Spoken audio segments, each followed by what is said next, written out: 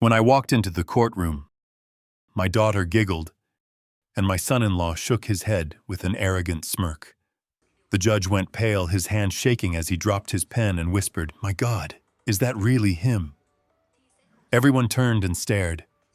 Nobody had a clue who I really was until that exact moment. Before I continue this story, let me know where you are watching from in the comments below.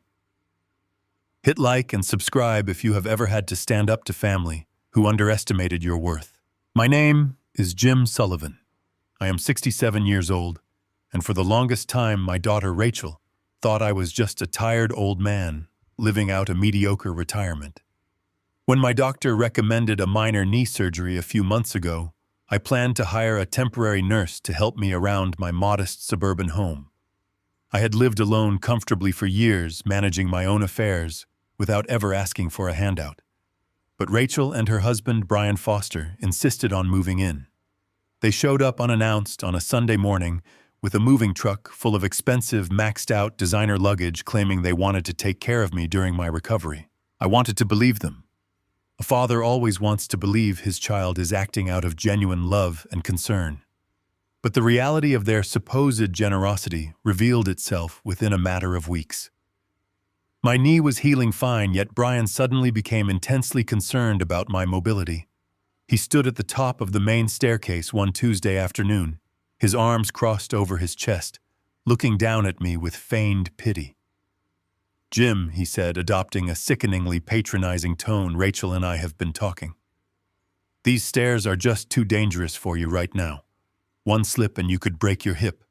We think it is best if you move down to the basement temporarily." Rachel stood right beside him, nodding eagerly, while inspecting her freshly manicured nails. "It is for your own good, Dad," she added without making eye contact. "We will take the master bedroom so we can be closer to the front door to handle your deliveries and groceries. You will be much safer down there where everything is flat." The basement was completely unfinished, chronically damp, and smelled strongly of old concrete and mildew. It had bare cinder-block walls and a single flickering exposed bulb hanging from the ceiling by a frayed wire.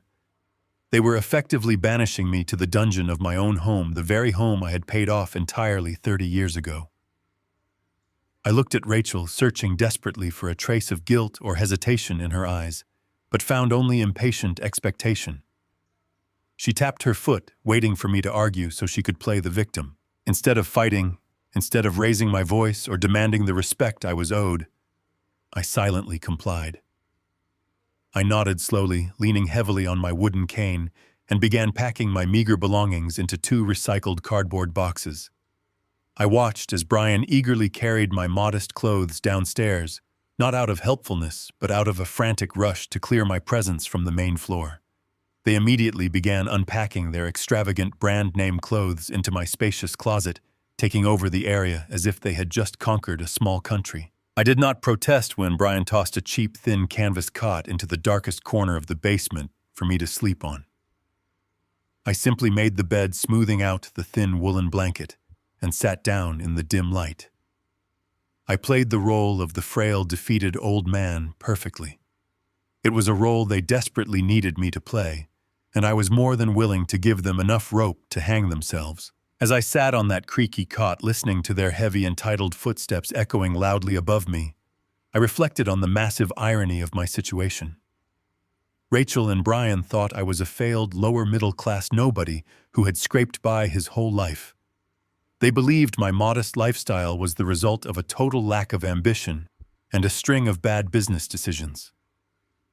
What they did not know was that my frugality was a highly intentional choice, a shield I had built to protect myself from exactly this kind of greed. Decades ago, I was the driving force behind Sullivan and Associates, a massive holding company that dominated the most cutthroat corporate boardrooms in the country. I spent my youth surrounded by ruthless executives, aggressive litigators, and people who would happily sell their own families for a fractional share of corporate stock. I made millions, built a vast empire in total silence, and then walked away from it all at the peak of my career. I chose this quiet suburban life because I valued absolute peace over the toxic luxury that corrupted everyone around me. I kept my immense wealth entirely hidden in complex blind trusts, deliberately shielding Rachel from it as she grew up. I wanted her to build true character, to understand the value of a hard-earned dollar, and to love me for who I was, not what my bank account could buy her. Clearly, my decades-long experiment in humility had failed miserably. She had grown up and married a man who worshipped money above all else, and together they were treating me like an expired liability that needed to be discarded. The chill of the concrete floor seeped through my thin slippers as the evening wore on. The basement offered absolutely zero privacy, and the thin wooden floorboards above my head acted like an acoustic speaker amplifying every single conversation from the living room directly down to me. That night, the television was off, and I heard the unmistakable clinking of expensive crystal glasses pouring liquor I had saved for special occasions. Brian's voice filtered down through the vents laced with intense frustration and panic. "He is taking way too long to recover," he complained loudly. "Him just being here is delaying the renovations.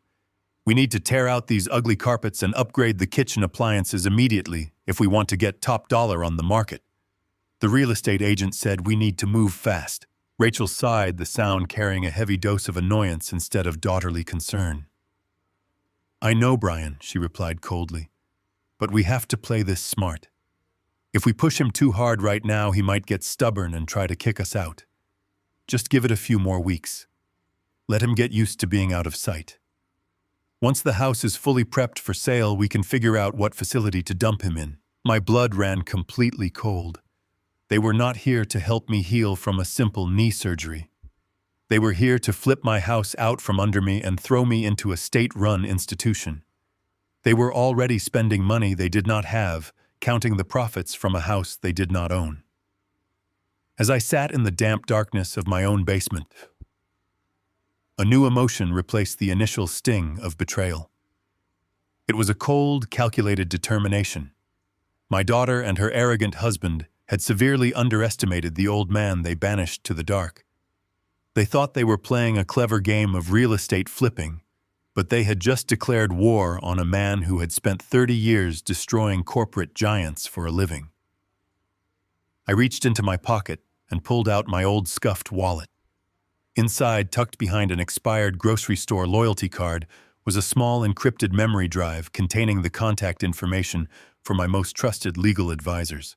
I did not need to yell or scream to reclaim my territory. I just needed to let them confidently walk into the trap they were building for themselves. I pulled the thin woolen blanket up to my chin and closed my eyes. Tomorrow, the real work would begin. And I was going to teach them a lesson they would never forget. Life in the basement quickly settled into a predictable and miserable rhythm. I spent my days listening to the heavy footsteps of my daughter and her husband above me. But something else caught my attention by the second week of my banishment. My mail had completely stopped arriving. For years, I had maintained a very specific financial routine to keep up the appearance of a struggling retiree. On the first of every month, I received a physical check for $1,500 in the mail. I always told Rachel this was my meager pension from my failed business ventures. In reality, it was a highly orchestrated transfer from my own massive blind trust. I set it up this way so that if anyone ever snooped through my local bank account, they would only see the sad and limited income of an old man barely scraping by. It was the perfect camouflage. But now the first of the month had come and gone, and the familiar white envelope was nowhere to be found. Rachel had been bringing my mail down to the basement, tossing grocery store flyers and junk mail onto my cot. But my bank statements and my allowance were suspiciously absent. I knew better than to ask them directly. In the corporate world, if you suspect an associate of embezzlement, you do not ask them if they took the money. You catch them with their hands in the vault. I memorized the schedule of our local mail carrier. He always arrived exactly at 11 in the morning. The next day, I waited at the bottom of the basement stairs, listening to the heavy silence of the house. When I heard the distinct sound of the mailbox snapping shut on the front porch, I began my ascent. I grasped the wooden handrail, forcing my breathing to remain slow and steady. I pushed open the basement door just in time to see Rachel standing in the foyer. She held a stack of my mail in her hands. The morning light streamed through the front window, illuminating the thick and familiar envelopes from my local bank. Before I could make my presence known, I watched my own daughter rapidly sort through the pile. She discarded the junk mail onto the entry table and callously shoved my bank statements and my monthly check into her oversized designer purse. The sheer entitlement of her actions made my stomach turn. I stepped heavily onto the hardwood floor, intentionally letting my cane thump loudly against the wood. Rachel jumped as her shoulders stiffened before she spun around to face me. She plastered on a sweet and artificial smile that did not reach her eyes. I hunched my shoulders forward, letting my hands tremble slightly as I played the part of the confused and helpless father. I looked at the small pile of junk mail on the table and then up at her face. I asked her if the mail carrier had brought anything important for me today. I mentioned that I was waiting for my little pension check to arrive so I could pay for my blood pressure medication. Rachel did not even blink. She looked me dead in the eye and let out a soft and patronizing sigh.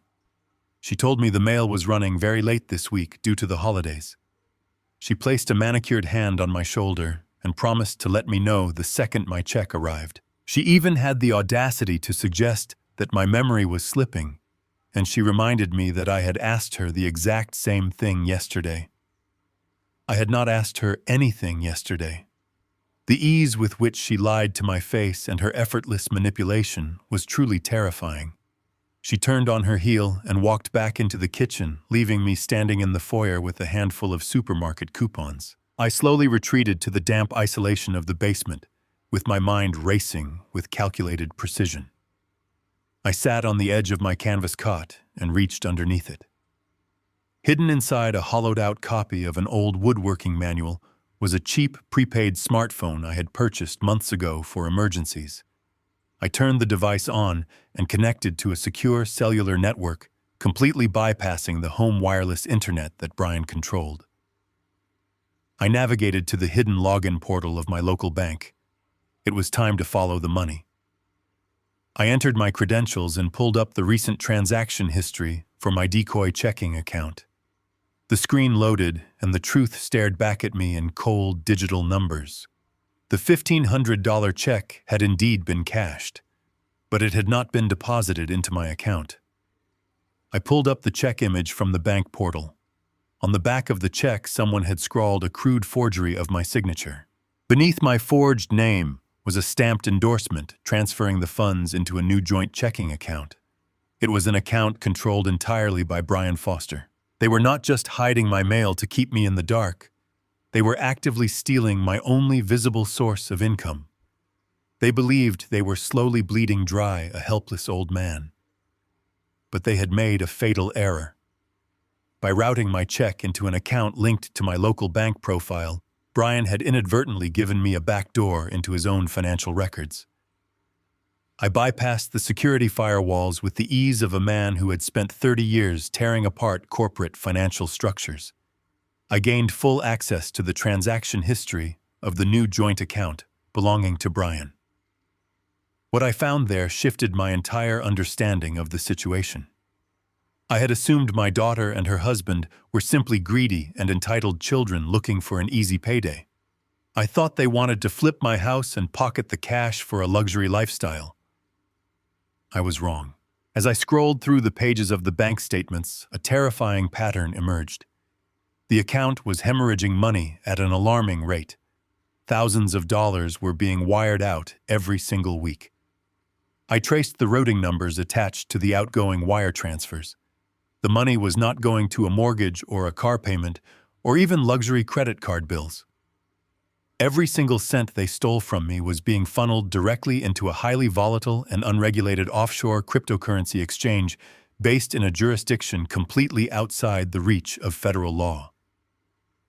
Brian was executing massive and desperate trades while losing exorbitant amounts of money and immediately wiring more funds to cover his catastrophic losses.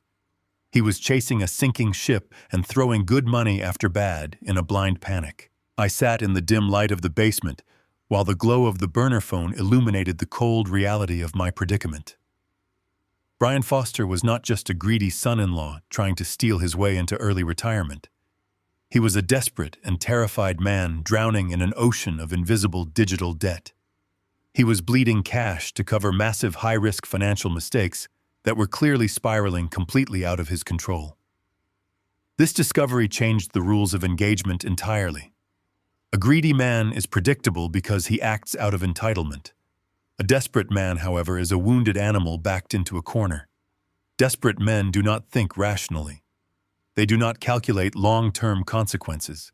They act on pure survival instinct, and they are capable of incredibly dangerous things when their time runs out. Brian needed a massive influx of cash, and he needed it immediately to stop the bleeding. My $1,500 checks were nothing more than a temporary bandage on a fatal financial wound. He needed hundreds of thousands of dollars to cover his offshore losses, and the only asset large enough to save him was the house I was currently sitting in. My daughter and her husband were not just casually waiting for me to fade away so they could inherit my property. They were racing against a ticking clock. The theft of my mail was just the beginning. I turned off the burner phone and slid it back into the hollowed-out book, sliding it deep beneath the canvas cot. I stared up at the wooden floorboards, listening to the heavy and anxious pacing of my son-in-law directly above my head. He was walking back and forth, entirely consumed by the crushing weight of his hidden debts. I closed my eyes and let the cold basement air wash over me. The stakes had just escalated from simple family betrayal to a desperate fight for survival, and I needed to move fast before the desperation of Brian turned into something far more violent. Sunday mornings were always quiet. Rachel and Brian adhered to a strict schedule of attending exclusive champagne brunches downtown. They spent exorbitant amounts of money on avocado toast and bottomless mimosas to maintain appearances with their equally superficial friends. I waited until the heavy oak front door clicked shut and the low rumble of Brian's leased sports car faded down the street. The house settled into a profound and lonely silence. I pushed myself off the canvas cot in the basement. My knee throbbed slightly, but adrenaline easily masked the dull ache. I climbed the wooden stairs, carefully, avoiding the second step from the top, which always let out a sharp and telltale squeak.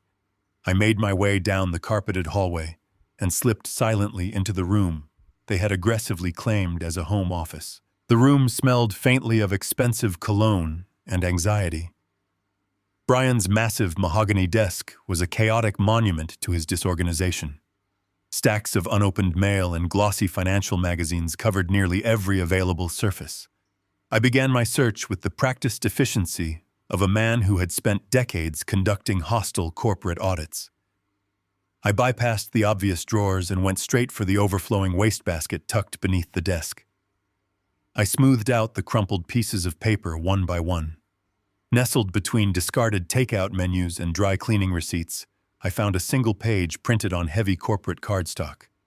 It was a formal denial letter from a boutique private lending firm located in a neighboring state. The language was cold and uncompromising, stating clearly that Brian Foster did not meet the minimal liquid asset requirements to secure a high-risk personal loan. The rejection was dated just 2 days ago. He had literally run out of legitimate borrowing options. I turned my attention to the sleek silver laptop resting in the center of the desk. In a shocking display of sheer arrogance, Brian had left the machine running without a password lock.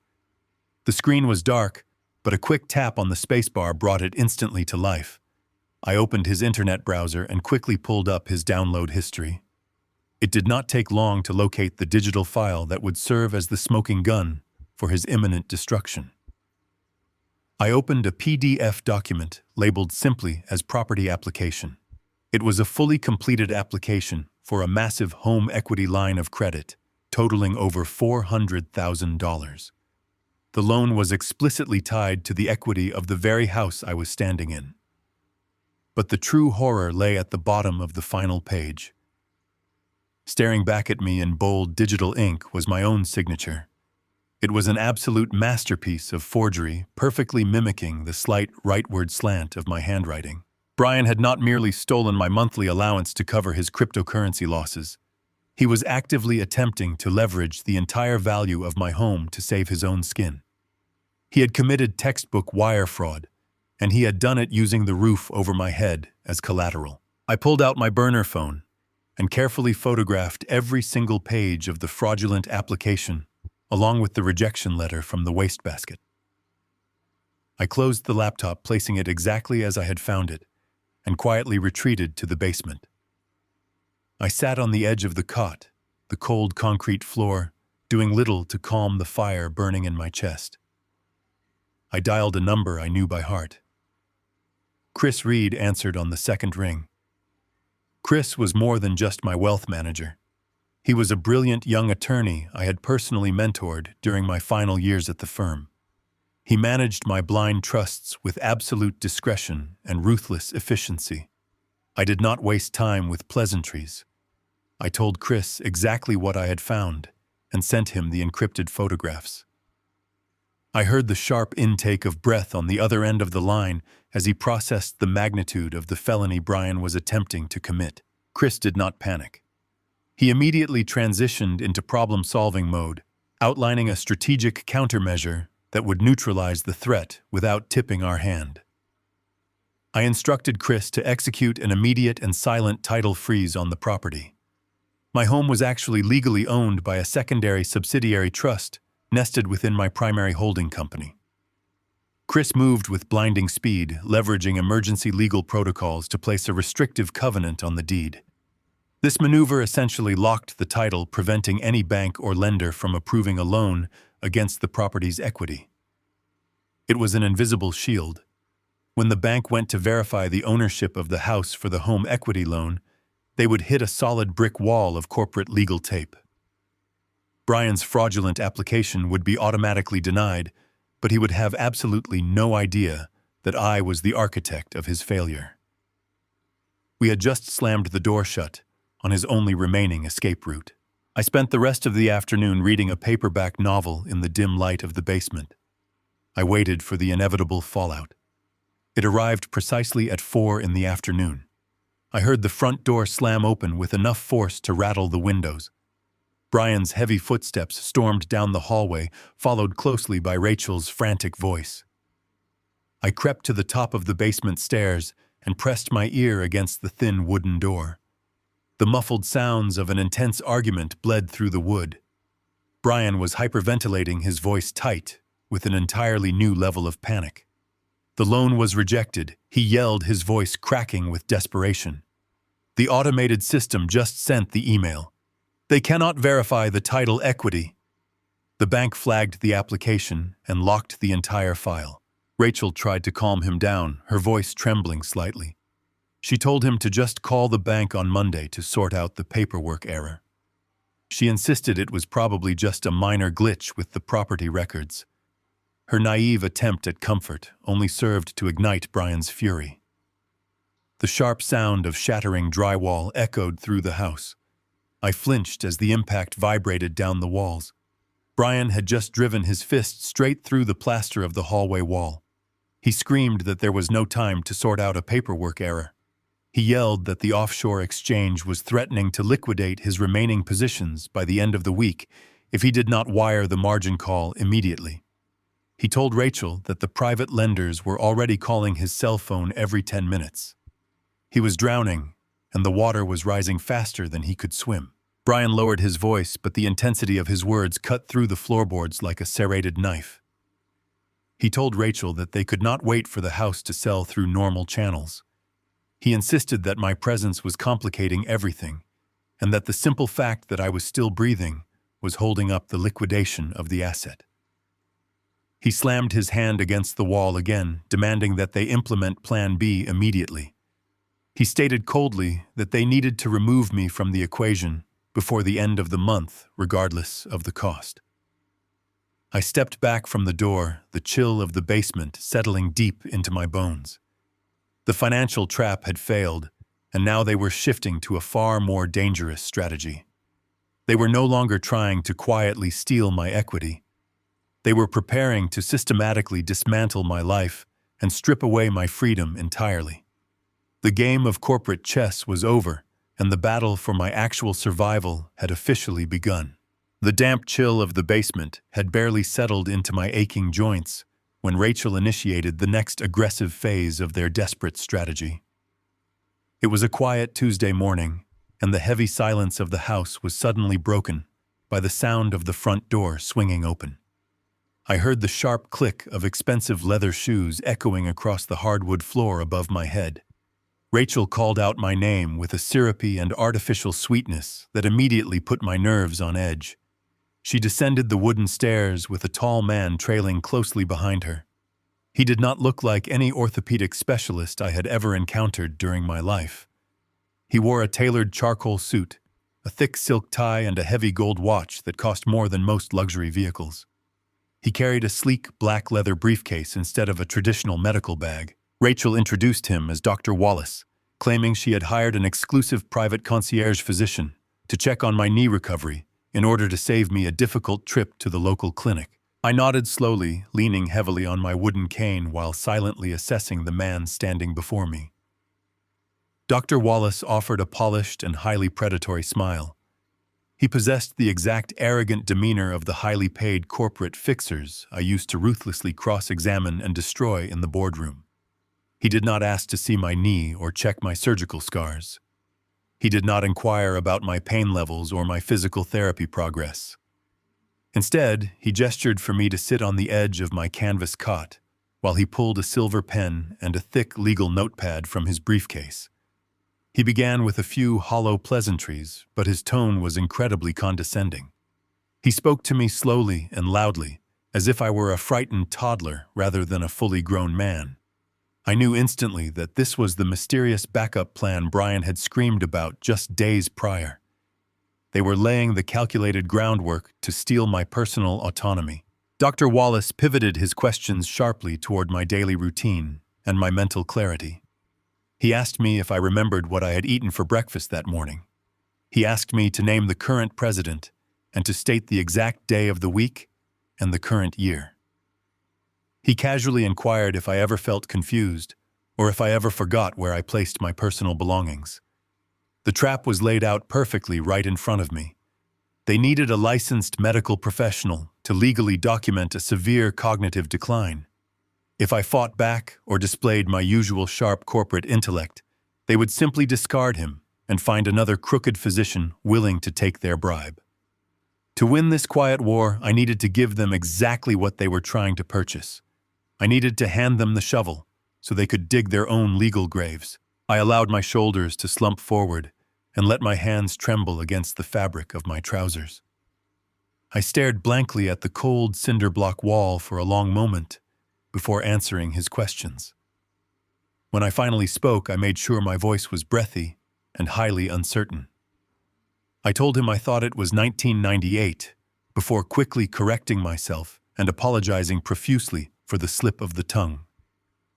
I patted my pockets with frantic and uncoordinated movements, pretending to look for a set of keys I had deliberately left upstairs on the kitchen counter. I muttered that my memory had been playing cruel tricks on me lately, and that I sometimes even forgot the names of my own family members. Rachel stood in the dark corner of the basement, watching my performance with hungry and triumphant eyes. She truly believed her own father was deteriorating right in front of her, and she looked absolutely thrilled by the prospect. Dr. Wallace scribbled furiously on his notepad, nodding with a practiced expression of deep clinical sympathy. He asked me to count backward from 100 by sevens. I intentionally stumbled on the third number, acting highly frustrated and rubbing my temples as if my brain were clouded with an impenetrable fog. I played the role of the terrified and vulnerable elder to absolute perfection. Inside my mind, however, I was as cold and calculating as a supercomputer. I was gathering critical data, observing their manipulation tactics, and mapping out the complete legal destruction of every single person in that damp room. The doctor gently patted my knee and told me to rest, assuring me that experiencing some mental fog was perfectly normal for someone in my frail condition. The sheer audacity of his fake diagnosis made my stomach churn, but I maintained my confused and helpless expression until they finally turned to leave. What neither my greedy daughter nor the corrupt doctor realized was that I had completely anticipated their aggressive moves. Long before they walked down those stairs, I had retrieved my untraceable burner phone from its hiding place inside the hollowed-out woodworking manual. I had activated the high-definition audio recording application and slipped the device discreetly under a folded towel resting on my small bedside table. The sensitive microphone was perfectly positioned to capture every single lie uttered in that room. But I needed much more than just a fake medical exam to lock them in a federal prison cell. I needed absolute proof of their financial conspiracy. As Rachel and Dr. Wallace climbed the wooden stairs, I waited a few seconds before silently following them. I moved with absolute precision, leaving my wooden cane behind on the cot. I crept to the top of the staircase and pressed myself against the wall, completely hidden by the dark shadows of the basement doorway. The acoustics of the hallway amplified their hushed voices perfectly. Brian had been waiting for them in the foyer, pacing anxiously. He immediately asked the doctor if he had gathered enough material for the psychological evaluation. The response from Dr. Wallace was crystal clear and captured flawlessly by the recording device I held just inches from the crack in the door. The doctor chuckled softly and told Brian that the evaluation was a complete and total slam dunk. He stated that I was displaying classic signs of advanced cognitive decline and that no judge in the state would ever question the professional diagnosis. Then came the phrase that would permanently seal their fate. Dr. Wallace lowered his voice to a conspiratorial whisper.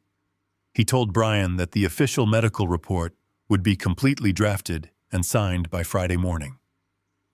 He paused heavily before adding that Brian just needed to make sure the thick envelope with the check was ready and waiting. I stood frozen in the dark, gripping my phone as the recording saved the final piece of their criminal puzzle. Brian eagerly assured the doctor that the payment would be handed over in cash exactly as they had previously agreed. I listened to the heavy front door open and close as the crooked physician departed the premises. Rachel and Brian immediately began celebrating in the hallway. Rachel let out a sharp and victorious laugh, praising Brian for finding a doctor willing to play ball so quickly. Brian bragged that with the medical certification in hand, they finally had all the legal ammunition they needed to file a petition for emergency conservatorship. The horrific reality of their strategy settled over me with a chilling clarity. An emergency conservatorship was not just a simple legal maneuver to control my local bank accounts. It was a total and absolute stripping of my civil and human rights. If a judge approved their petition based on that fraudulent medical report, I would instantly become a helpless ward of the state. Rachel and Brian would be granted the supreme legal authority to sell my home, to empty my accounts, and to forcibly commit me to a locked psychiatric facility against my will. I would lose the fundamental right to hire a lawyer to manage my own health care, or even to decide what food I ate. They were actively attempting to erase my legal existence entirely, so they could feed my assets to offshore loan sharks. I retreated slowly down the basement stairs and sat back down on my flimsy canvas cot.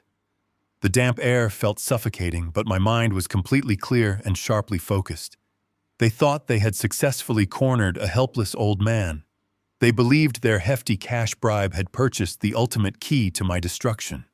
They had absolutely no idea that they had just handed a retired corporate litigator irrefutable recorded evidence of felony medical fraud and criminal conspiracy. They were accelerating their timeline, driven purely by the massive and dangerous offshore debts Brian had accumulated. They were sprinting blindly toward the finish line, completely unaware that I had already rigged the entire track with legal explosives. I pulled the thin blanket over my shoulders and stared into the total darkness. Friday was fast approaching, and I was more than ready to let them spring their own devastating trap. The false medical diagnosis acted like a potent serum of arrogance for my daughter and her husband.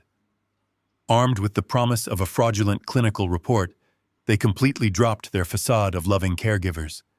The subtle manipulations vanished and were instantly replaced by overt and calculated cruelty. They believed I was firmly trapped in my damp concrete cell, waiting helplessly for the state to strip away my rights. The first clear sign of their new confidence was the bitter cold that suddenly flooded the basement. It was late November, and the evening temperatures plummeted rapidly. I woke up shivering on my canvas cot, with my breath visible in the freezing air. I ran my hand along the metal heating vent set into the ceiling. It was completely dead. I pulled a sturdy wooden crate to the wall and climbed up to inspect the ductwork. Brian had not simply turned down the thermostat. He had deliberately disconnected the ventilation pipe leading to the basement and stuffed it with thick fiberglass insulation to save money on his heating bill. They were perfectly willing to let me freeze in the dark to preserve their dwindling cash. The neglect did not stop with the dropping temperature. The following night, my stomach ached from the meager portion of plain white rice Rachel had tossed down the stairs for my dinner. I waited until the television upstairs was turned off and the house fell completely silent. I crept up the wooden stairs and slowly opened the door to the main hallway, hoping to find a simple glass of milk or a piece of leftover bread. I walked softly into my own kitchen and reached for the refrigerator door handle. My hand hit cold, heavy steel. Brian had drilled a thick metal latch directly into the expensive doors and secured it with a massive industrial padlock.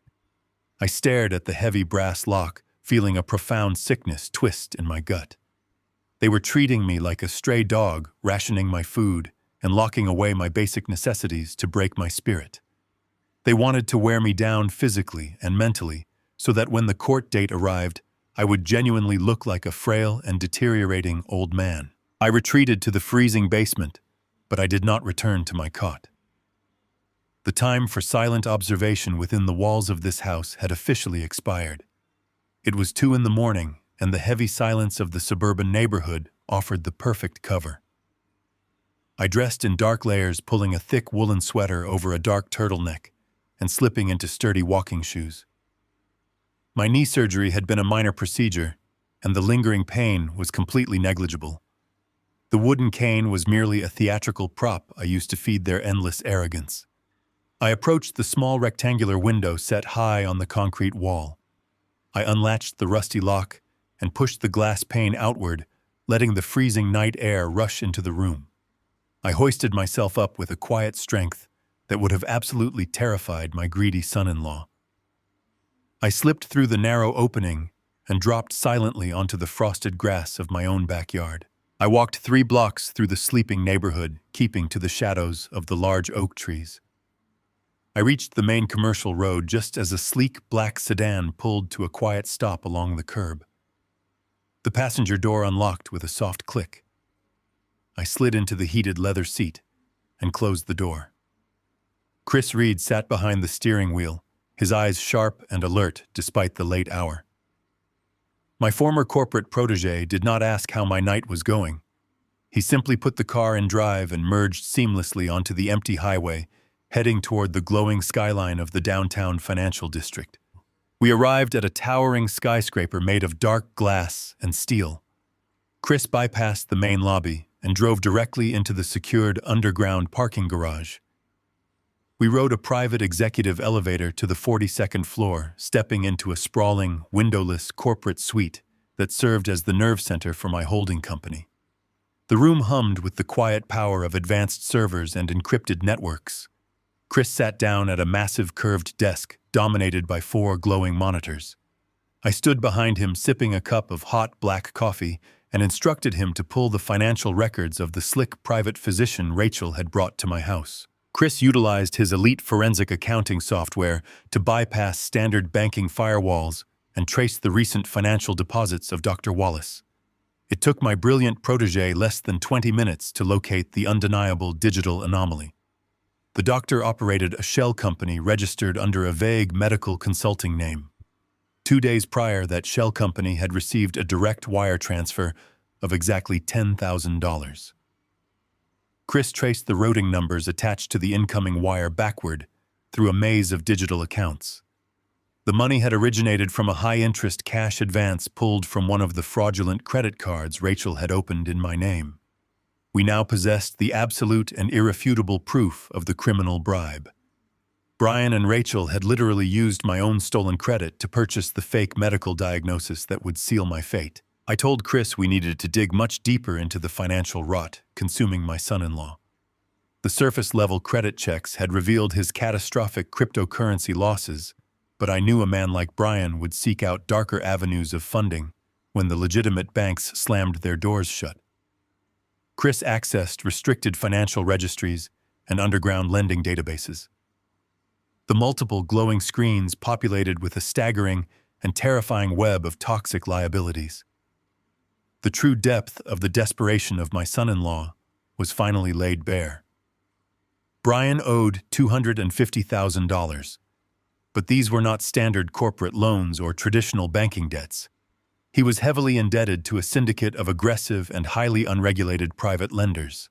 These were the kind of shadowy organizations that did not send polite collection letters or report missed payments to the credit bureaus. They enforced their financial contracts with devastating physical violence and absolute destruction. Chris pulled up the encrypted communication logs attached to the loans. Brian was receiving dozens of threatening messages a day. The lenders were demanding full repayment of the $250,000 within 30 days. If Brian did not liquidate his assets and produce the cash by the end of the month, he was a dead man walking. His life was literally in imminent danger, and he was entirely out of time. Chris kept digging through the digital paper trail, pulling up county real estate filings and pending escrow accounts attached to my home address. He opened a document that made the blood run completely cold in my veins. Brian had already signed a preliminary off-market contract to sell my home to a ruthless commercial real estate developer. The developer planned to bulldoze my beautiful suburban property to the ground and build high-density commercial townhouses over my memories. The contract offered a fast cash buyout that would instantly clear all the debts Brian owed to the dangerous syndicate. But there was a massive legal catch buried in the fine print of the developer contract. The entire multi-million-dollar sale was legally contingent on one single highly specific event. Brian had to win the emergency conservatorship hearing scheduled in exactly 14 days.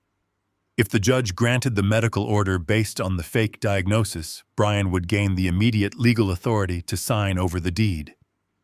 The house would be sold instantly, the vicious loan sharks would get their money, and I would be permanently locked inside a state-run psychiatric ward with no legal voice and no avenue for escape. They had calculated my total destruction down to the very last dollar. I stood in the silent corporate suite, absorbing the sheer magnitude of the betrayal. My daughter and her husband had engineered a flawless legal and financial guillotine designed to execute my freedom. But they had fundamentally misunderstood the board they were playing on. I placed my empty coffee cup on the desk and looked down at Chris. I told him we were not going to stop the upcoming hearing. We were going to let them walk right into the courtroom believing they had won the war. We were going to let them present their fake documents to the judge and testify under oath. And then we were going to drop the entire weight of a billion-dollar corporate empire directly onto their heads. The trap was fully set, and I was ready to close the jaws. I returned to the suburban house just before dawn and slipped through the same narrow basement window I had used to escape. The freezing air inside the concrete room felt different now. It no longer felt like a prison. It felt like a perfectly designed hunting blind. I knew that Brian Foster was a man running completely out of time. The offshore loan sharks were circling him, and desperation of that magnitude makes a man sloppy. I did not want to merely defeat him in a courtroom. I wanted to capture his inherent criminality on high-definition video. I needed to document his violent and destructive nature so that no judge could ever view him as a loving caregiver. To do that, I needed to offer him an irresistible piece of bait. Tucked away in the darkest corner of the unfinished basement, hidden beneath a pile of old moving blankets, was a heavy iron floor safe. I had purchased it decades ago to store sensitive corporate documents, but it had sat empty and forgotten for years. It was an intimidating block of solid steel weighing nearly 200 pounds and secured by a complex mechanical dial. To a desperate man drowning in $250,000 of toxic underground debt, a locked safe is not just a metal box. It is a beacon of absolute salvation, but a safe is only tempting if the thief believes there is something inside worth stealing. I sat on my flimsy canvas cot and pulled a small leather-bound ledger from my coat pocket. Chris Reed had procured it for me during our late-night meeting. I spent the next hour using a fountain pen to carefully forge a series of meticulous financial entries. I detailed the steady and systematic purchase of physical gold bullion over the course of several years. I listed weights and dates and current market values, calculating a total hidden reserve of exactly $50,000. I added a cryptic note at the bottom of the final page referencing the basement safe as the primary storage location. I deliberately scuffed the leather cover and folded the corners of the pages to make the ledger look heavily used and deeply personal. I placed the forged ledger inside a cardboard box containing my old tax returns, ensuring it was hidden just poorly enough to reward a thorough search. Next, I retrieved a microscopic surveillance camera that Chris had provided. It was a high-grade wireless device no larger than a button. I climbed onto a wooden crate and wedged the tiny camera perfectly into the dusty wooden joists of the basement ceiling.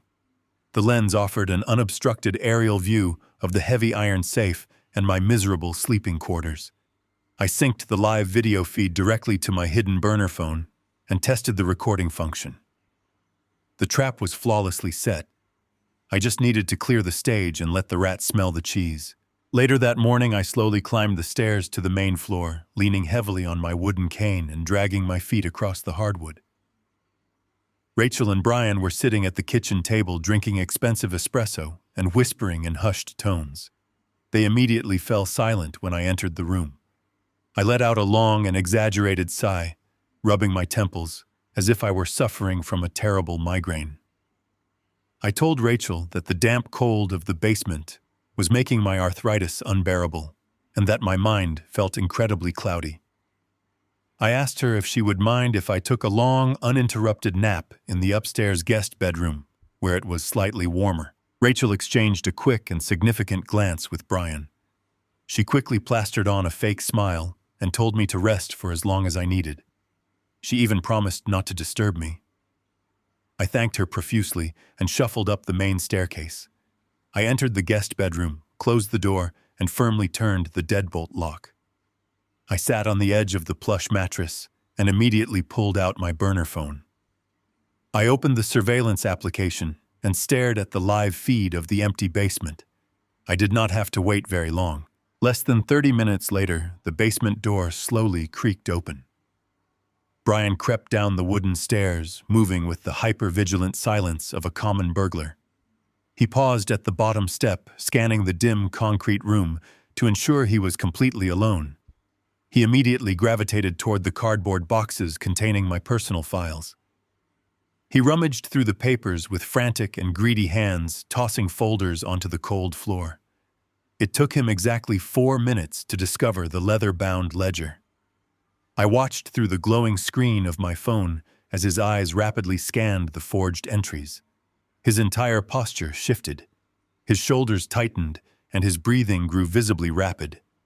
He looked up from the ledger and stared directly across the room at the heavy iron floor safe hidden beneath the moving blankets. He had swallowed the bait completely.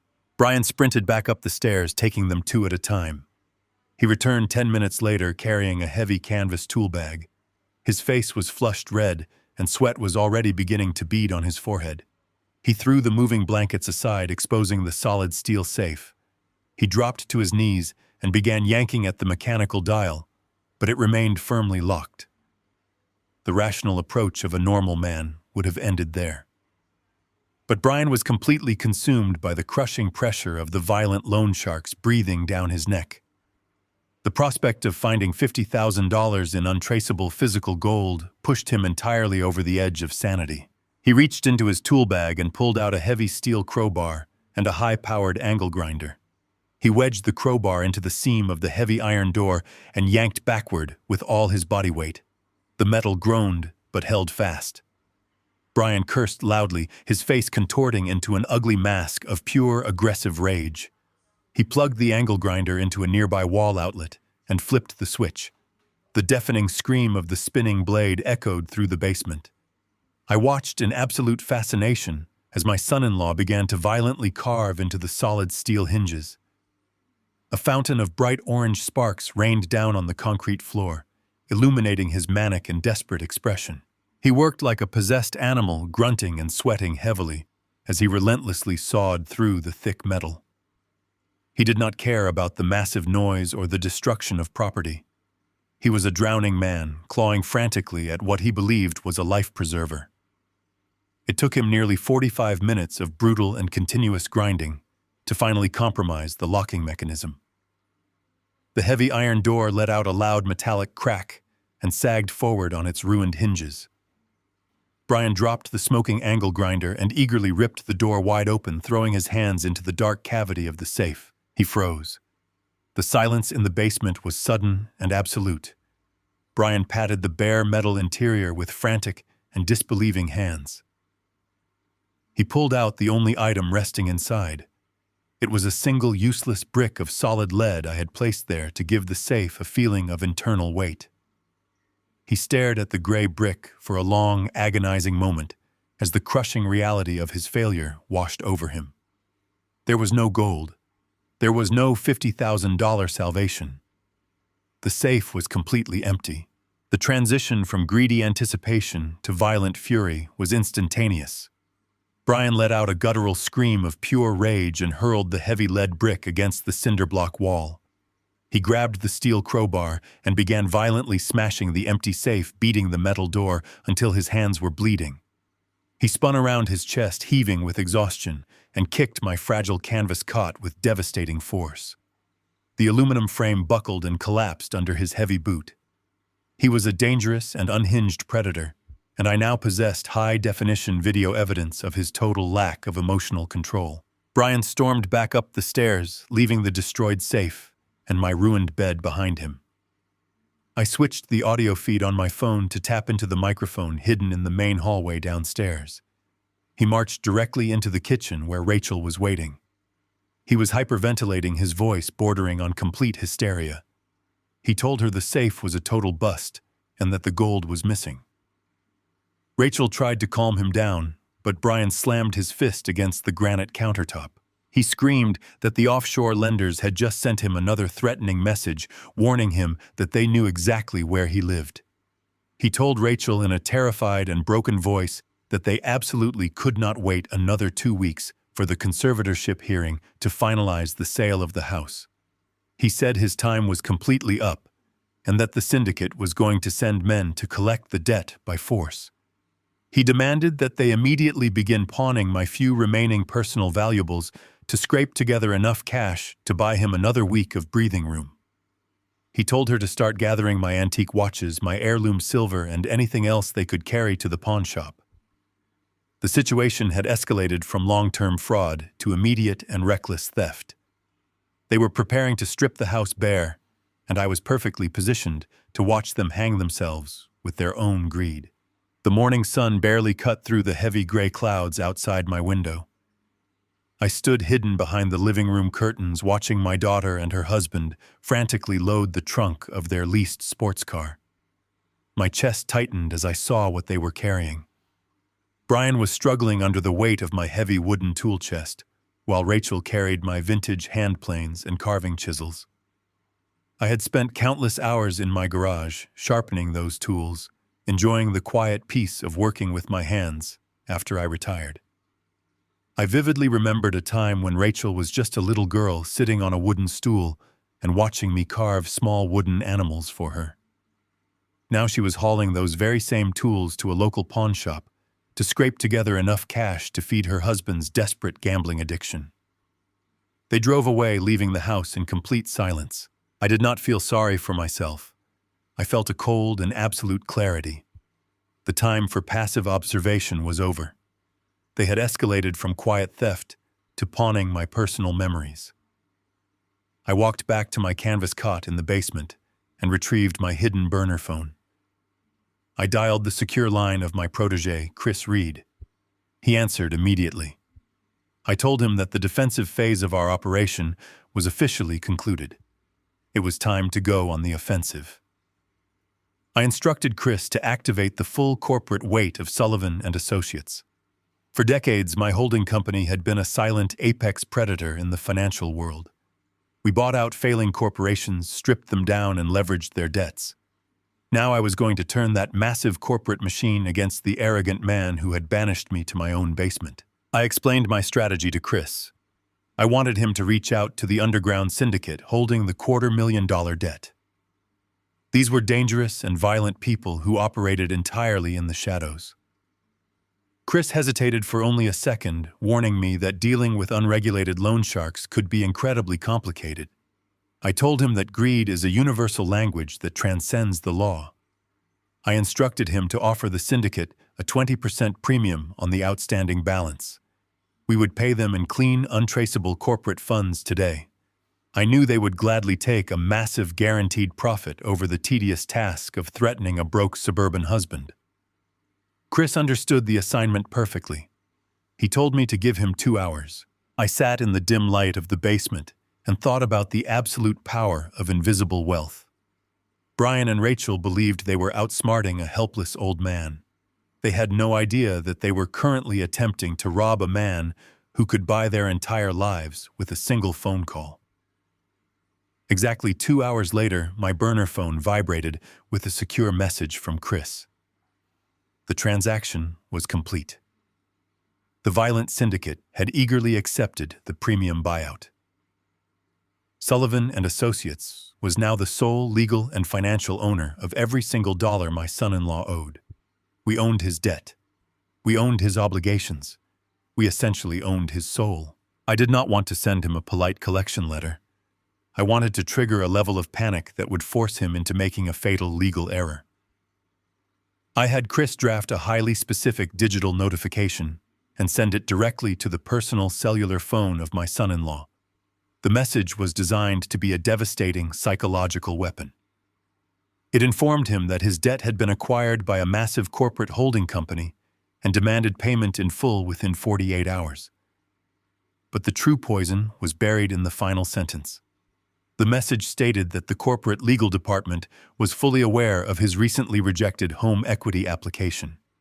It explicitly threatened to file criminal wire fraud charges regarding his forged signature if the balance was not cleared immediately.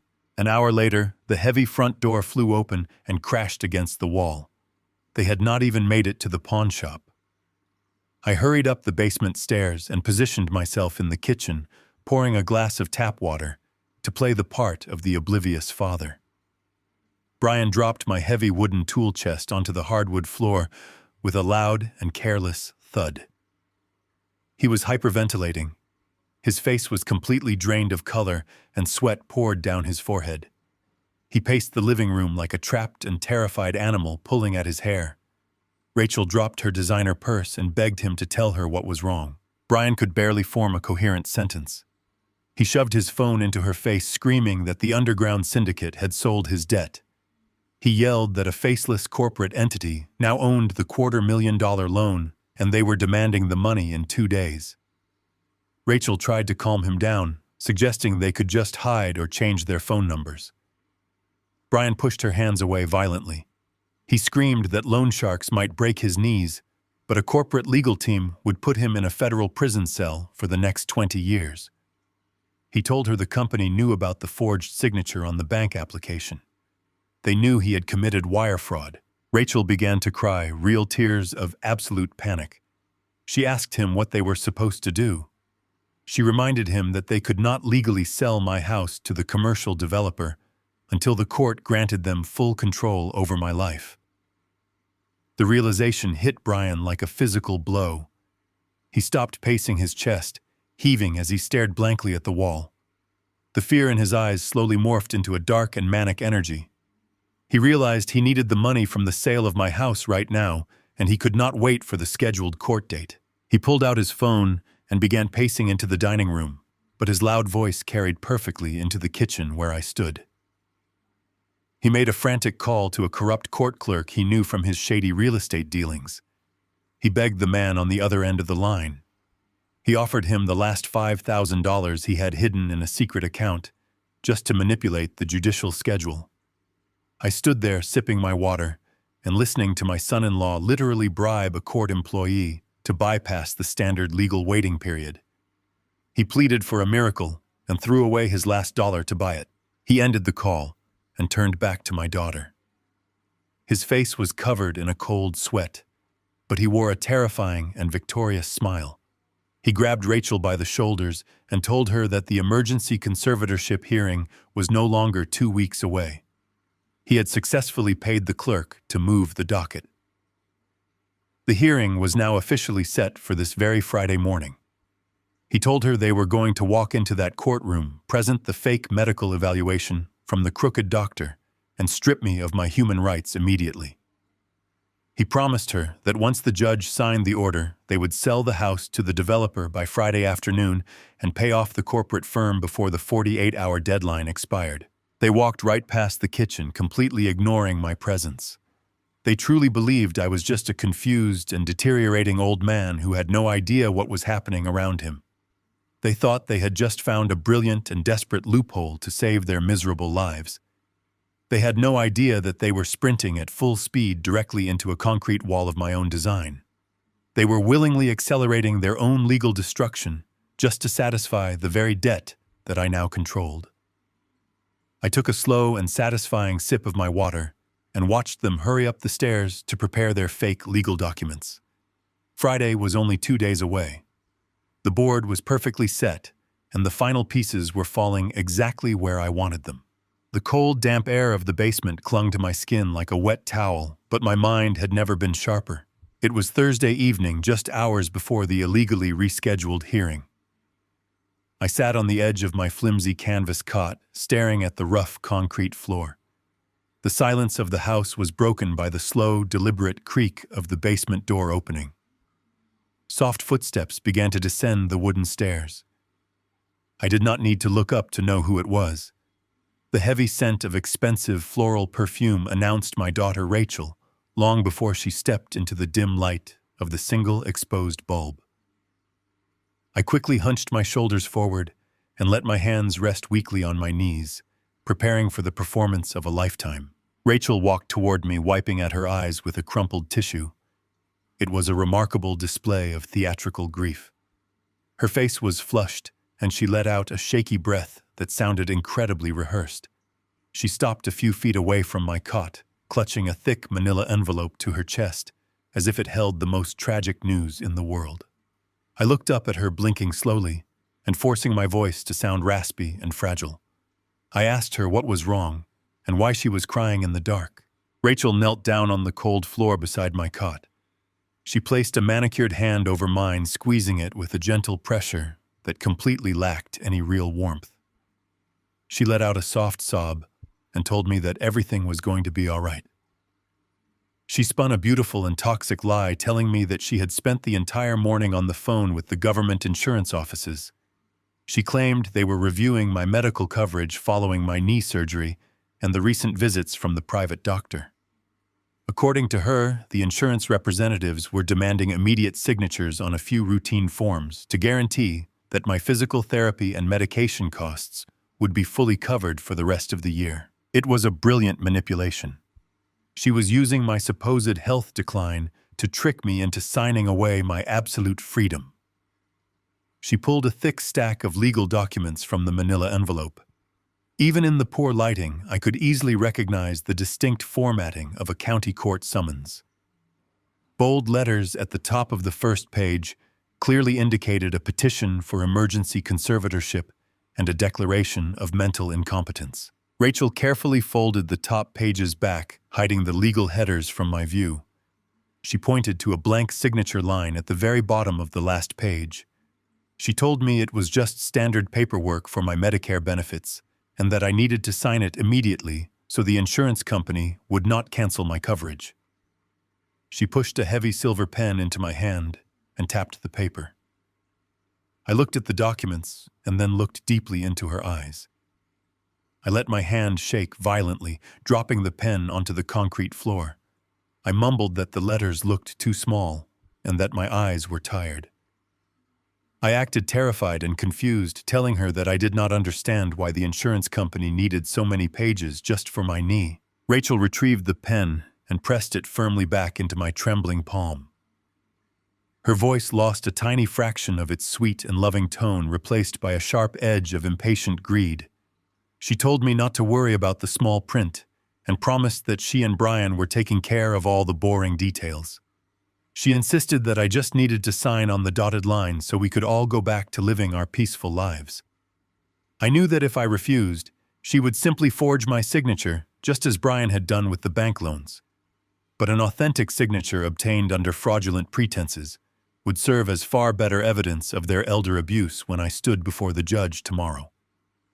I gripped the pen awkwardly, wrapping my fingers around it, like an arthritic old man. I slowly dragged the tip across the paper, producing a jagged and messy signature that barely resembled my actual handwriting. The transformation in Rachel was instantaneous and terrifying. The moment the ink dried, her fake tears completely vanished. She snatched the paperwork from my lap with the speed of a striking snake. She stood up abruptly, smoothing the wrinkles from her designer skirt. The sorrowful daughter routine evaporated, leaving behind nothing but raw and victorious ambition. I watched her eyes light up with a hungry and triumphant glow. She looked at me not as a father, but as a massive pile of liquidated assets. She quickly shoved the documents back into the envelope and told me to get some sleep. She said tomorrow was going to be a very big day for our family. Without another word, she turned and hurried up the wooden stairs, locking the basement door firmly behind her. I waited until I heard her footsteps disappear into the living room upstairs. I sat up perfectly straight, rolling my shoulders back and shedding the frail old man persona like a heavy coat. I reached under my cot and pulled the hidden burner phone from the hollowed-out woodworking manual. I opened my encrypted messaging application and selected the secure contact for my corporate protégé, Chris Reed. He had been waiting on standby all evening, preparing the massive legal counterstrike that would annihilate my greedy family. I typed a single word into the text field, sending the message, "Checkmate." I watched the text bubble turn green, indicating it had been received. Chris now had the green light to finalize our ultimate trap. My daughter had just legally served me with the court summons proving their intent to strip me of my rights. But they had served a man who owned the very ground they walked on. My throat felt incredibly dry after the tense performance. I decided to risk a quick trip upstairs to get a glass of tap water. I crept up the basement stairs, silently bypassing the squeaky wooden step. I slowly turned the brass knob and slipped into the dark kitchen. The house was quiet, except for the low hum of the refrigerator. As I reached for a glass in the cabinet, a bright light suddenly illuminated the granite countertop. Rachel had carelessly left her expensive cellular phone resting near the sink, and the screen had just lit up with an incoming notification. I stepped closer, my eyes scanning the glowing text message displayed clearly on the locked screen. The message was from Brian. It was not a message about selling the house or paying off the violent loan sharks. The words displayed on the glass screen sent a fresh wave of absolute horror coursing through my veins. Brian confirmed that the medical transport van was fully booked and paid for. He stated that a private security crew would be waiting discreetly at the rear loading dock of the courthouse tomorrow morning. As soon as the judge signed the conservatorship order, the security team would physically restrain me, inject me with a strong chemical sedative, and transport me directly to a state-run psychiatric ward located 3 hours outside of the city limits. I stared at the glowing phone while the brutal reality of their final timeline washed over me. They were not planning to bring me back to this house after the hearing. They were not even going to give me the opportunity to pack my clothes or say goodbye. Tomorrow morning, my daughter and her husband intended to drug me, load me into the back of an unmarked van, and lock me in a padded room where I would spend the rest of my natural life, heavily medicated and completely forgotten. I backed away from the kitchen counter and retreated to the basement, moving with the silent and lethal focus of a predator. They believed tomorrow was the day they would finally dispose of me forever.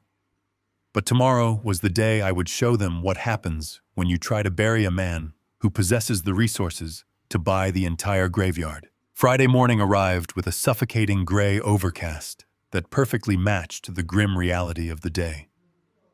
I lay awake on my canvas cot listening to the frantic movements happening directly above me. Rachel and Brian were preparing for the final phase of their operation. I could hear the firm thud of heavy dress shoes and the clicking of modest heels pacing back and forth across the hardwood floor. They were dressing for the roles of a lifetime.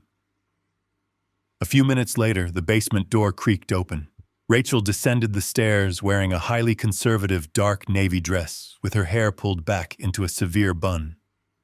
She had completely stripped away her usual flashy designer accessories, choosing to look like a stressed and overburdened daughter, carrying the tragic weight of her father's deteriorating mind. Brian stood behind her wearing a somber gray suit, his face shaved clean to present the image of a respectable and concerned son-in-law. Rachel walked over to my cot and placed a cold cup of instant coffee on the small table next to me. She told me to stay in the basement and rest my knee today. She used a voice so dripping with artificial sweetness that it made my stomach churn. She explained that she and Brian had to go downtown to handle some very boring legal stuff regarding my medical insurance, and that there was absolutely no reason for me to endure the long car ride. Brian chimed in, adding that they wanted me to be comfortable and safe while they sorted out the tedious paperwork. They were treating me like a naive child, completely unaware that I knew about the medical transport van and the chemical sedatives waiting for me at the courthouse loading dock. I nodded slowly, staring blankly at the concrete floor, and thanked them for being so helpful.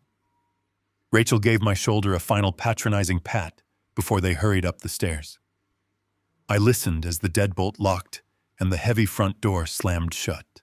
A moment later, the engine of their leased sports car roared to life and faded away down the suburban street. I sat in the absolute silence of the empty house for exactly 10 minutes. I tracked the seconds on my watch, waiting for them to clear the neighborhood boundaries. When the time elapsed, I stood up and kicked the wooden cane away into the dark corner of the basement. I climbed the stairs with a smooth and completely effortless stride, leaving the frail old man persona locked in the damp darkness forever. I walked into the main floor bathroom and turned on the hot water.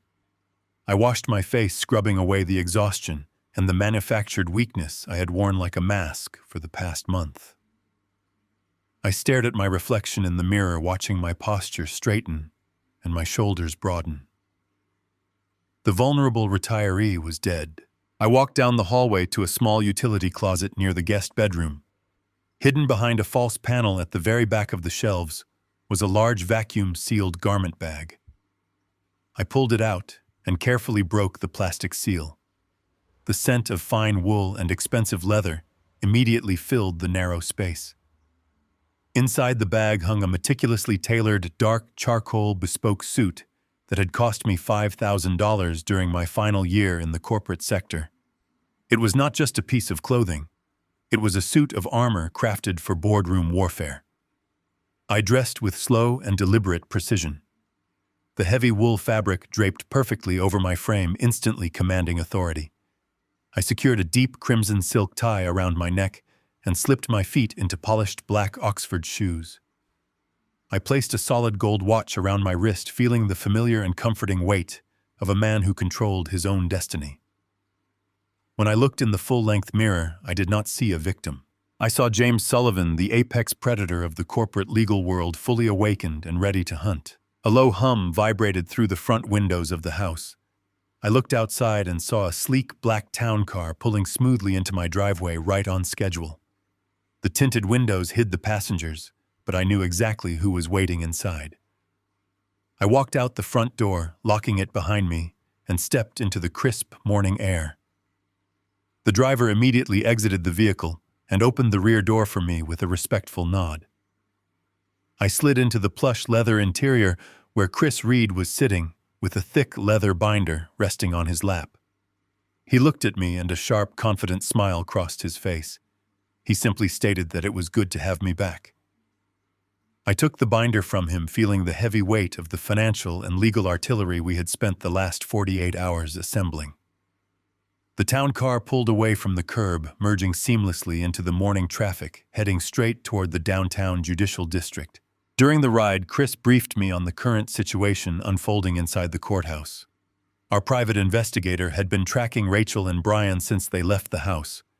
They had arrived early and were currently sitting in courtroom 4B, looking incredibly anxious but confident. Their crooked lawyer was a man known for pushing questionable guardianships through the system by preying on overworked judges. They had requested an emergency ex parte hearing, meaning they were actively trying to get the judge to sign the conservatorship order without requiring me to be present. They were arguing that my cognitive state was too fragile to endure a courtroom appearance, and that immediate intervention was necessary to save my life. It was a brilliant and utterly ruthless legal maneuver designed to strip away my human rights in a matter of minutes, without a single witness to object. The black town car glided to a halt in front of the towering marble columns of the county courthouse. I stepped out onto the pavement, buttoning my suit jacket and adjusting my cuffs. Chris walked half a step behind me, carrying a secondary briefcase filled with backup documentation. We bypassed the crowded public security lines, utilizing a private entrance reserved for senior legal personnel. The guards recognized my face from decades of high-profile litigation and waved me through with respectful murmurs. I navigated the polished marble hallways with the muscle memory of a man who had practically lived in these corridors for 30 years. Every step echoed with authority, drawing curious glances from passing attorneys and clerks. We reached the heavy oak double doors of courtroom 4B just as the session was hitting its critical peak. I stopped just outside the doors, listening to the muffled voices bleeding through the thick wood. The crooked lawyer representing my daughter was speaking clearly and confidently. He was currently standing before the judge, presenting the forged medical documents with an air of deep and manufactured tragedy. He eloquently described my supposed rapid mental decline, weaving a terrifying story about a father who could no longer recognize his own children or manage his daily medications. He pointed to the fake psychiatric evaluation signed by the bribed doctor, claiming it was undeniable proof that I was an immediate danger to myself. Rachel and Brian were sitting at the petitioner's table completely unopposed. They were seconds away from winning their entire conspiracy. The judge was actively turning the pages of the fraudulent report, preparing to sign the binding order that would legally authorize the medical transport van to take me away forever. I placed my hands flat against the polished brass handles of the courtroom doors. They thought they had successfully buried me in the dark. Now I was going to show them the blinding light. I pushed both hands firmly against the heavy oak doors of courtroom 4B, allowing them to swing open with a deep and resonant thud that echoed across the high vaulted ceiling. The sudden noise immediately halted the droning voice of the corrupt lawyer who had been standing at the podium, presenting his fabricated evidence. Every head in the gallery turned toward the back of the room. Rachel and Brian shifted in their chairs at the petitioner's table, looking over their shoulders to see who had dared to interrupt their impending victory. When Rachel saw me standing in the doorway, her immediate reaction was a sharp and dismissive giggle. She actually covered her mouth with her hand, struggling to hide her amusement. She saw an old man who belonged in a damp basement, inexplicably dressed up in a dark suit, looking like a confused relic who had wandered into the wrong building. Beside her, Brian let out a heavy sigh of profound embarrassment. He rolled his eyes toward the ceiling and shook his head side to side, silently mocking my presence. They truly believed I was arriving in a desperate and pathetic attempt to beg for my freedom. I ignored their ignorant mockery completely. I stepped over the threshold and began my slow and deliberate walk down the center aisle of the courtroom. The $5,000 bespoke suit draped perfectly across my shoulders, moving with a crisp and commanding fluidity that belonged entirely to the elite corporate world. I did not lean forward or shuffle my feet. I walked with the rigid and uncompromising posture of a man who owned the very ground he stepped on. Chris Reed walked exactly half a step behind my right shoulder, carrying the heavy leather binder filled with our financial artillery. As I passed the petitioner's table, I heard Rachel whisper a condescending remark to her husband, telling him to just let the bailiff handle the crazy old man. I did not even turn my head to acknowledge her existence. I kept my eyes locked fiercely on the elevated wooden bench at the front of the room. The presiding magistrate, the Honorable Judge Carter, had been staring down at the fraudulent medical evaluation, listening to the lies woven by my daughter's crooked attorney. Annoyed by the sudden interruption, the judge finally lifted his head and adjusted his glasses to look down at the center aisle. I stopped walking and stood perfectly still at the defender's podium, looking directly up into his eyes. The physical transformation of the judge was instantaneous and absolutely extraordinary. The natural color drained entirely from his face, leaving behind an ashen and sickly pallor.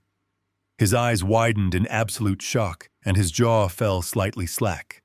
The heavy wooden pen he had been holding began to shake violently between his fingers before slipping from his grasp and clattering loudly onto the polished mahogany desk.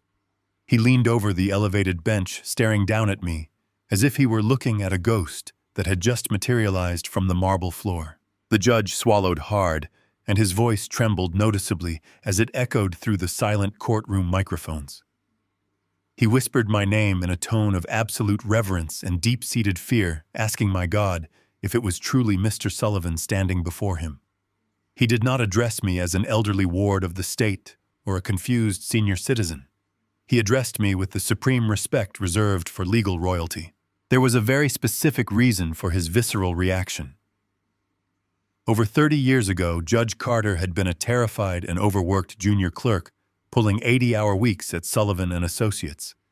He had carried my heavy leather briefcases and spent years fetching legal files, while I systematically destroyed corporate titans and dismantled rival firms.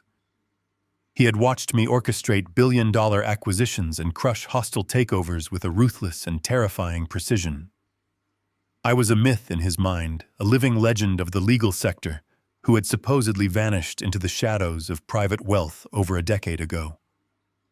The entire state legal community had spent years whispering wild rumors about where the great James Sullivan had retired, assuming I was living on a private island or commanding a remote luxury estate. Nobody in the judicial system had the slightest clue that the apex predator of the corporate world was quietly living in a modest suburban house right in their own backyard. The dynamic of the room flipped on its axis in less than 5 seconds. The bailiff standing near the jury box immediately recognized the profound shift in the posture of the judge. The armed officer quickly stood at strict attention, snapping his hands behind his back in a show of absolute deference to the man at the podium. The court reporter stopped typing mid-sentence, letting her hands hover frozen above the keyboard. The ambient murmurs in the gallery evaporated into a vacuum of pure and suffocating tension. The sheer weight of my unrecognized authority suddenly pressed down on every single person in the room. At the petitioner's table, the arrogant giggle died completely in the throat of my daughter. The mocking smile froze on her face and slowly contorted into an expression full of deep and unadulterated confusion. She looked up at the trembling judge and then back at my broad shoulders, completely failing to understand why the most powerful man in the room looked absolutely terrified of her frail father. Brian's smug posture melted away entirely. He sat up perfectly straight, gripping the edges of the wooden table with white knuckles. His eyes darted frantically around the silent courtroom, trying to process the massive cognitive dissonance unfolding in front of him.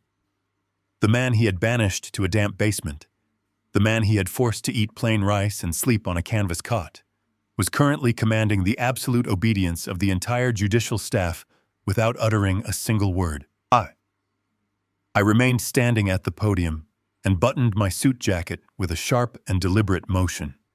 I looked up at the pale judge and confirmed my identity in a deep and booming baritone that had not echoed across a courtroom in over 10 years. I stated clearly that it was indeed me and that it had been a very long time since we last saw each other. The sound of my commanding voice shattered the last remaining illusions of my supposed mental decline. I did not sound like a confused elder suffering from dementia. I sounded like a corporate executioner who had just entered the room to finalize a death sentence. The crooked lawyer representing my daughter tried desperately to regain control of the narrative. He stepped forward nervously, and began stammering about the emergency conservatorship petition, attempting to draw the attention of the judge back to the forged medical documents. Judge Carter snapped his head toward the lawyer and ordered him to be completely silent with a voice full of sudden and fierce anger. The judge showed zero respect or patience for the corrupt attorney now that a legal deity was standing in his courtroom. The lawyer physically recoiled, stepping back from the podium and wiping a sudden bead of sweat from his forehead. He realized instantly that he was completely outmatched and totally out of his depth. I set my leather briefcase down on the solid wood of the defender's table. Chris Reed stood faithfully beside me, silently opening the heavy binder that contained the financial and legal ruin of the two people sitting behind us. I looked back up at the judge and announced formally that I was waiving my right to appointed counsel and would be representing myself in this matter. I stated for the official record that I was present to contest the entirely fraudulent and highly criminal petition filed by the two individuals sitting at the petitioner's table. I could hear the ragged and frantic breathing of my son-in-law behind me. The pieces of the puzzle were finally beginning to snap together in his desperate mind. The sudden appearance of my elite corporate protégé, the $5,000 bespoke suit, and the terrifying reverence of the presiding judge all pointed toward a catastrophic reality. He was beginning to realize that the massive faceless corporate entity that had bought out his dangerous underground debt might be directly connected to the man standing confidently at the podium. The sheer terror settling over Brian was almost palpable. He finally understood that they had not trapped a helpless old man in their web of deceit. They had blindly walked straight into an industrial slaughterhouse, and I had just locked the doors behind them. The crooked attorney representing my daughter realized he was standing in the path of a speeding freight train. He cleared his throat loudly, attempting to regain a single shred of his professional composure. He clutched the fraudulent medical evaluation with sweating hands and stammered out a weak argument. He told the judge that regardless of my past legal career, the medical evidence clearly indicated a severe cognitive decline. He stated that the private physician had personally evaluated me and certified that I was a present danger to my own safety. His voice lacked the arrogant confidence he had displayed moments before. He was reading from a script that had lost its power. I did not interrupt his stammering performance. I allowed him to officially submit the fabricated document into the court record. In the legal world, giving your opponent enough time to formally commit perjury is the ultimate tactical advantage. When the corrupt lawyer finished his presentation, I approached the bench. I spoke with a calm precision that filled every corner of the silent courtroom.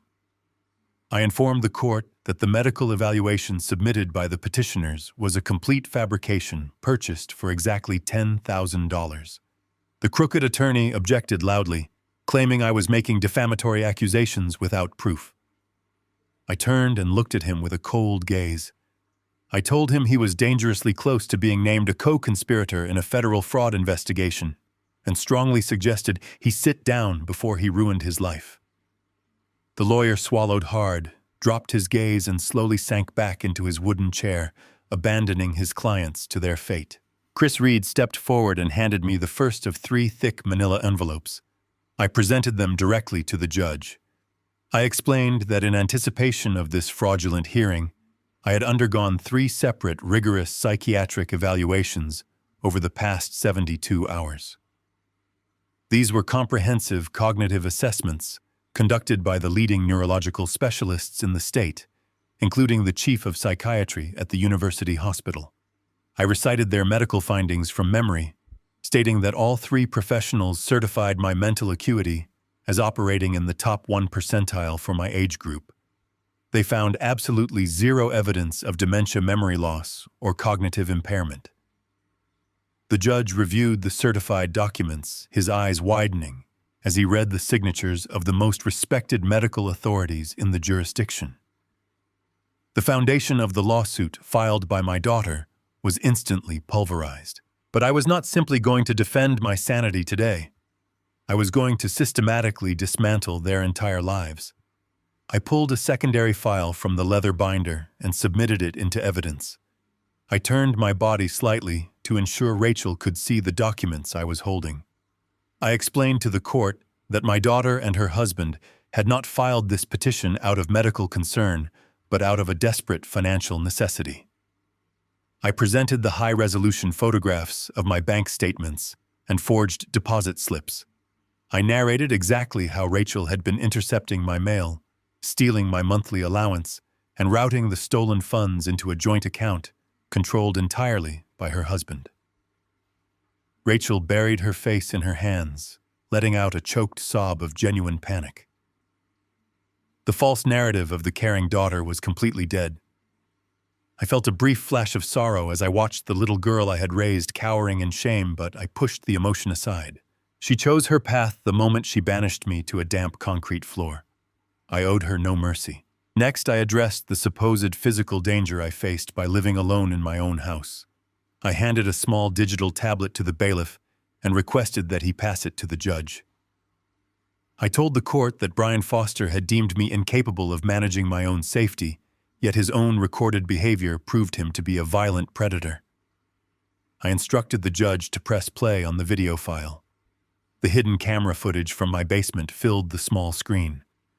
I could hear the loud mechanical screech of the angle grinder and the violent crashing of the steel crowbar playing through the speakers. I described how Brian had snuck into my basement to destroy a heavy iron floor safe driven by a greedy delusion regarding hidden gold. I told the judge that after finding the safe empty, Brian viciously attacked my sleeping quarters, destroying my bed while I was supposedly resting upstairs. Brian sat completely paralyzed, his face drained of all color as he listened to the undeniable sounds of his own violent rampage echoing in the quiet courtroom. The final piece of evidence was the absolute death blow to their freedom. I submitted the digital logs from the unsecured laptop and the physical rejection letter from the private lending firm. I laid out the exact timeline of the catastrophic cryptocurrency losses and the crushing underground debts destroying my son-in-law. I pointed directly at Brian and stated for the official record that he had committed federal wire fraud. I explained how he forged my signature on a massive home equity loan application, attempting to leverage my property to save his life from violent loan sharks. The judge leafed through the documents, his expression morphing into absolute judicial fury. He looked down at the petitioner's table with a gaze of pure disgust, recognizing the sheer magnitude of the criminal conspiracy attempted in his courtroom. The atmosphere in this room was thick with tension and impending doom. My eyes scanned the wooden benches of the public gallery where the various witnesses and spectators were seated. Tucked away in the back row, sitting near the heavy oak doors, was the corrupt physician who had visited my home. He attended the hearing expecting to provide false medical testimony to secure his bribe. But as he watched me effortlessly destroy the entire petition and submit irrefutable proof of his financial corruption, the arrogant doctor realized he was hopelessly trapped. He slowly stood up, picking up his sleek black leather briefcase, trying desperately to blend into the background. He moved with a stiff urgency, hoping to slip out the doors before his name was officially called into the public record. He did not make it. I raised my hand and pointed a single commanding finger directly at the back row of the gallery. I locked eyes with the armed bailiff standing near the exit and told him not to let that man leave the room. The doctor froze his hand, hovering just inches from the brass door handle. I addressed the judge, stating that the man attempting to flee was the very same corrupt physician who signed the fraudulent medical evaluation. I informed the court that my legal team had already submitted all financial wire transfers to the district attorney early this morning. I revealed that there were already active criminal warrants for his immediate arrest regarding the $10,000 bribe he accepted to commit medical perjury against a senior citizen. The judge did not hesitate for a single second. He struck his wooden gavel with a deafening crack and ordered the bailiff to detain the doctor immediately. Two court officers lunged forward, grabbing the corrupt professional by the arms and pushing him forcefully against the heavy oak doors. The sleek leather briefcase fell from his grip, spilling useless medical charts across the polished marble floor. The metallic click of handcuffs echoed sharply through the silent gallery as the arrogant physician was arrested on the spot. I stood perfectly still at the podium, watching the criminal get dragged out of the courtroom in disgrace. I warned them I would not be a victim. I meticulously dissected their entire fraudulent conspiracy piece by piece, and now the first traitor was in chains. I turned my fierce gaze back to the petitioner's table, where my daughter and her desperate husband shivered in terror, waiting for the financial guillotine to drop. Chris Reed stood silently beside me, exuding the quiet confidence of a corporate soldier who knew the battle was already won. The courtroom remained entirely breathless, processing the rapid destruction of a criminal plot that had unraveled in a matter of minutes. I adjusted the lapels of my tailored suit, ready to deliver the final killing blow. The heavy oak doors swung shut behind the arrested doctor, leaving a vacuum of absolute silence in the cavernous courtroom. The reality of the situation finally shattered the last remaining fragments of composure my son-in-law possessed. Brian Foster stood up so quickly his heavy wooden chair tipped backward and crashed violently onto the polished floor. He pointed a trembling finger directly at me and began to scream at the top of his lungs. His voice cracked with a hysterical pitch as he shouted to the judge that I was completely insane and that everything I had just presented was a paranoid delusion. He ranted wildly, pacing behind the petitioner's table, his chest heaving with desperate gasps of air. Rachel reached up and desperately tried to grab his sleeve to pull him back down, but he ripped his arm away from her grasp, entirely consumed by his own terror. He turned back to the bench and pleaded with the magistrate, claiming that our family was in terrible physical danger. Brian confessed openly in his state of panic that dangerous men were coming for him, and that selling my suburban house was the absolute only legal way to keep my daughter safe from violent retaliation.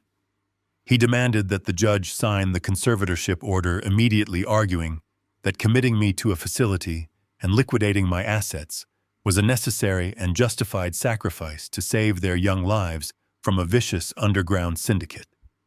He was willingly providing the court reporter with a recorded admission of his deep financial desperation and his clear intent to steal my property to cover his own toxic liabilities. I did not raise my voice or attempt to interrupt his frantic and pathetic confession. I simply stood motionless at the podium, leaning slightly against the polished wood, and allowed him to scream his undeniable guilt into the official court microphones. When his voice finally gave out, and he collapsed heavily against the wooden railing, breathing in ragged and shallow gasps, I gave a slight and deliberate nod to my protege. Chris Reed stepped forward with the silent and terrifying grace of a seasoned corporate executioner. He approached the elevated bench and respectfully handed the judge a thick black corporate binder embossed with the silver seal of Sullivan and Associates. The judge opened the heavy leather cover and began to read the meticulously organized financial transfers, his eyes scanning the dense and flawless legal text with growing astonishment. I addressed the court in a slow and measured tone, ensuring every single word carried the crushing weight of absolute authority. I explained to the silent room that my son-in-law was indeed telling the truth about one highly specific detail. He was entirely correct that he had accumulated a massive and deeply dangerous amount of debt from a violent offshore syndicate. I detailed exactly how he owed $250,000 to ruthless individuals who do not negotiate or forgive late payments. I told the judge that Brian was currently standing in this courtroom trembling with fear because a massive corporate holding company had recently purchased that exact debt at a premium. I explained how this faceless corporation had paid the dangerous lenders in full and assumed total legal and financial control over his outstanding balance. I further detailed that the new corporate creditor had issued a strict 48-hour demand for immediate payment, threatening severe federal wire fraud charges if the debt was not settled by the end of the week. Brian stared at me from across the aisle, his face completely dripping with a cold and clammy sweat. He had assumed the sudden corporate buyout of his debt was a terrible twist of fate that had merely accelerated his timeline, forcing him to bribe a court clerk to move this hearing to Friday. He had never once stopped to wonder why a massive multinational financial institution would suddenly care about his miserable suburban debts. I turned my body slowly to face him, directly gripping the edges of the wooden podium with steady hands. I told him that Sullivan and Associates was not a faceless corporate machine operating blindly in the dark corners of the financial sector. I stated clearly and without a fraction of hesitation that I built that holding company from the ground up over 3 decades of ruthless and brilliant litigation. I explained that I was the silent founder, the primary majority shareholder, and the absolute controlling authority of the very corporation that now owned his entire miserable existence. I looked Brian dead in the eye, allowing the full and devastating weight of my invisible empire to crash down upon his shoulders. I told him that he did not owe faceless loan sharks $250,000. I told him that he owed me. The impact of those words hit him with the devastating force of a physical blow. His knees completely gave out beneath him, and he slumped heavily into his chair, grasping the edge of the wooden table just to keep himself from sliding onto the marble floor. The terrifying realization washed over his pale and sickly face. The brutal corporate entity that had been threatening to destroy him, sending him into a blind panic, and forcing him to recklessly accelerate this highly fraudulent court hearing, was actually the fragile old man he had banished to a damp and freezing basement. He finally understood that he had sprinted directly into a steel trap that I had personally designed, funded, and executed. I turned my attention back to the bench where the judge was finishing his review of the unassailable corporate buyout documents. I informed the court that my son-in-law and my daughter had not simply made a poor financial decision in a moment of panic. I systematically demonstrated how their calculated actions met the exact statutory definitions of multiple severe and unforgivable felonies. I outlined the charge of felony elder abuse, detailing their concerted effort to maliciously deprive me of my physical necessities by deliberately cutting off my basement heat and locking my food behind an industrial padlock. I presented the clear and undeniable evidence of federal wire fraud, pointing directly to the digital application where Brian had perfectly forged my signature to secure a massive home equity line of credit across state lines. Finally, I reminded the court of the criminal conspiracy to commit medical fraud and the blatant attempted theft of my personal real estate. The Honorable Judge Carter closed the thick black corporate binder with a heavy and definitive thud that echoed like a hammer strike. The expression on his face radiated a deep and profound judicial disgust. He looked down at Rachel and Brian, not as grieving petitioners, but as exposed and pathetic criminals who had arrogantly attempted to manipulate his courtroom to serve their own vile greed. His voice boomed across the silent gallery, echoing with absolute and uncompromising authority. He stated for the official record that the petition for emergency conservatorship was immediately and permanently denied with prejudice. He declared the submitted medical documents to be entirely fraudulent and officially struck them from the court record. But the magistrate did not stop at simply dismissing their corrupt case.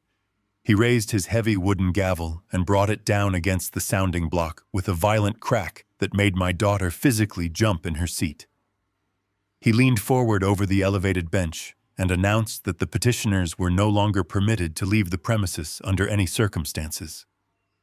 The judge pressed a red security button on his console and formally summoned the Armed Courthouse Security Division along with the local law enforcement officers stationed in the building. He declared in a voice completely devoid of mercy that based on the irrefutable and documented evidence presented in his courtroom, Rachel and Brian Foster were now officially detained. He stated they would be held in custody pending a full and immediate criminal investigation into federal wire fraud conspiracy and severe elder exploitation. Heavy uniform boots began to echo rapidly down the marble hallway outside, moving swiftly toward the heavy oak doors. The legal jaws of my trap had slammed completely shut, and there was absolutely nowhere left for them to run. The heavy wooden doors at the back of the courtroom remained firmly closed, serving as a stark reminder that there was absolutely no escape from the consequences unfolding inside the room. Rachel finally understood the sheer magnitude of her absolute defeat. Her carefully constructed facade of the concerned and burdened daughter completely melted away, leaving behind a terrified and desperate woman. She slowly slid out of her chair and dropped heavily to her knees beside the polished wooden table. Genuine tears began to stream down her face, ruining her immaculate makeup and dripping onto the lapels of her conservative navy dress. She looked up at me with wide and panicked eyes, realizing that the frail old man she had banished to a damp concrete floor was actually the architect of her total destruction. She clasped her hands together tightly and began to plead with me using a shaky and high-pitched voice. She begged me to remember the decades we had spent together and insisted that we were still a family, despite everything that had happened. She frantically tried to rewrite the narrative of the past month, claiming that her actions were born out of a deep and misguided love. She swore that she and her husband only wanted to help me navigate the difficult transition into my twilight years. She painted a pathetic picture of a daughter who was simply overwhelmed by the stress of caring for an aging parent. She reached her trembling hand out toward my polished leather shoes, asking for mercy and begging for a second chance to make things right. Her weeping echoed loudly across the silent marble room, but it elicited absolutely zero sympathy from anyone present. I looked down at the weeping woman I had raised and provided for since she was a child. I felt absolutely no paternal warmth or instinct to comfort her in her moment of despair. I took a deliberate step backward, physically distancing myself from her reaching hands. I spoke with a quiet and lethal intensity that carried effortlessly across the hushed courtroom. I told her to drop the theatrical performance and save her tears for the federal investigators. I reminded her that true family does not deliberately disconnect the basement heating vents in the middle of winter to save a few dollars on a utility bill. I pointed out that a loving daughter does not install an industrial padlock on the kitchen refrigerator to systematically starve her own father. I then recounted the exact conversation I had intercepted while standing in the dark shadows of my own kitchen. I repeated the cruel and venomous words she had spoken to her husband regarding my future. I reminded her how she had eagerly anticipated the arrival of the medical transport van and celebrated the prospect of locking me away in a state-run psychiatric ward. I detailed her specific plans to have me chemically sedated and left to rot in a padded room so she could freely liquidate my assets. I told her I had listened to her laugh about my supposed mental decline and plot to strip me of my basic human rights. As I laid out the precise details of her secret cruelty, the color drained entirely from her face. She realized with absolute horror that I had been fully aware of her malicious intentions every single step of the way. The crushing reality of her own wickedness silenced her pathetic weeping, completely leaving her gasping for air on the courtroom floor. Chris stepped forward, moving with the silent efficiency of a seasoned corporate strategist. He handed me a final piece of crisp legal documentation, printed on heavy and expensive paper. I placed the document firmly on the petitioner's table right in front of Brian, who was still paralyzed with fear. I explained to my son-in-law that he was currently looking at a formal and immediate eviction order authorized directly by the Supreme Court of the state. Brian stared at the bold legal text with blank and uncomprehending eyes, unable to process how an eviction could happen so rapidly. I decided to educate him on the fatal assumption he had made regarding his fraudulent financial schemes. I explained that he had made a catastrophic error when he targeted the suburban house he had so arrogantly invaded. I revealed that the property was never legally registered under my personal name and was never tied to my individual social security number. I detailed how the house and the surrounding acreage were wholly owned assets of a subsidiary corporate trust meticulously managed by the legal department of Sullivan and Associates. By forging my signature on the massive home equity line of credit application, Brian did not simply attempt to defraud a local neighborhood bank. He had actively committed severe corporate fraud against a multi-billion-dollar financial institution. He had recklessly attempted to leverage restricted corporate assets to pay off his highly illegal underground gambling debts.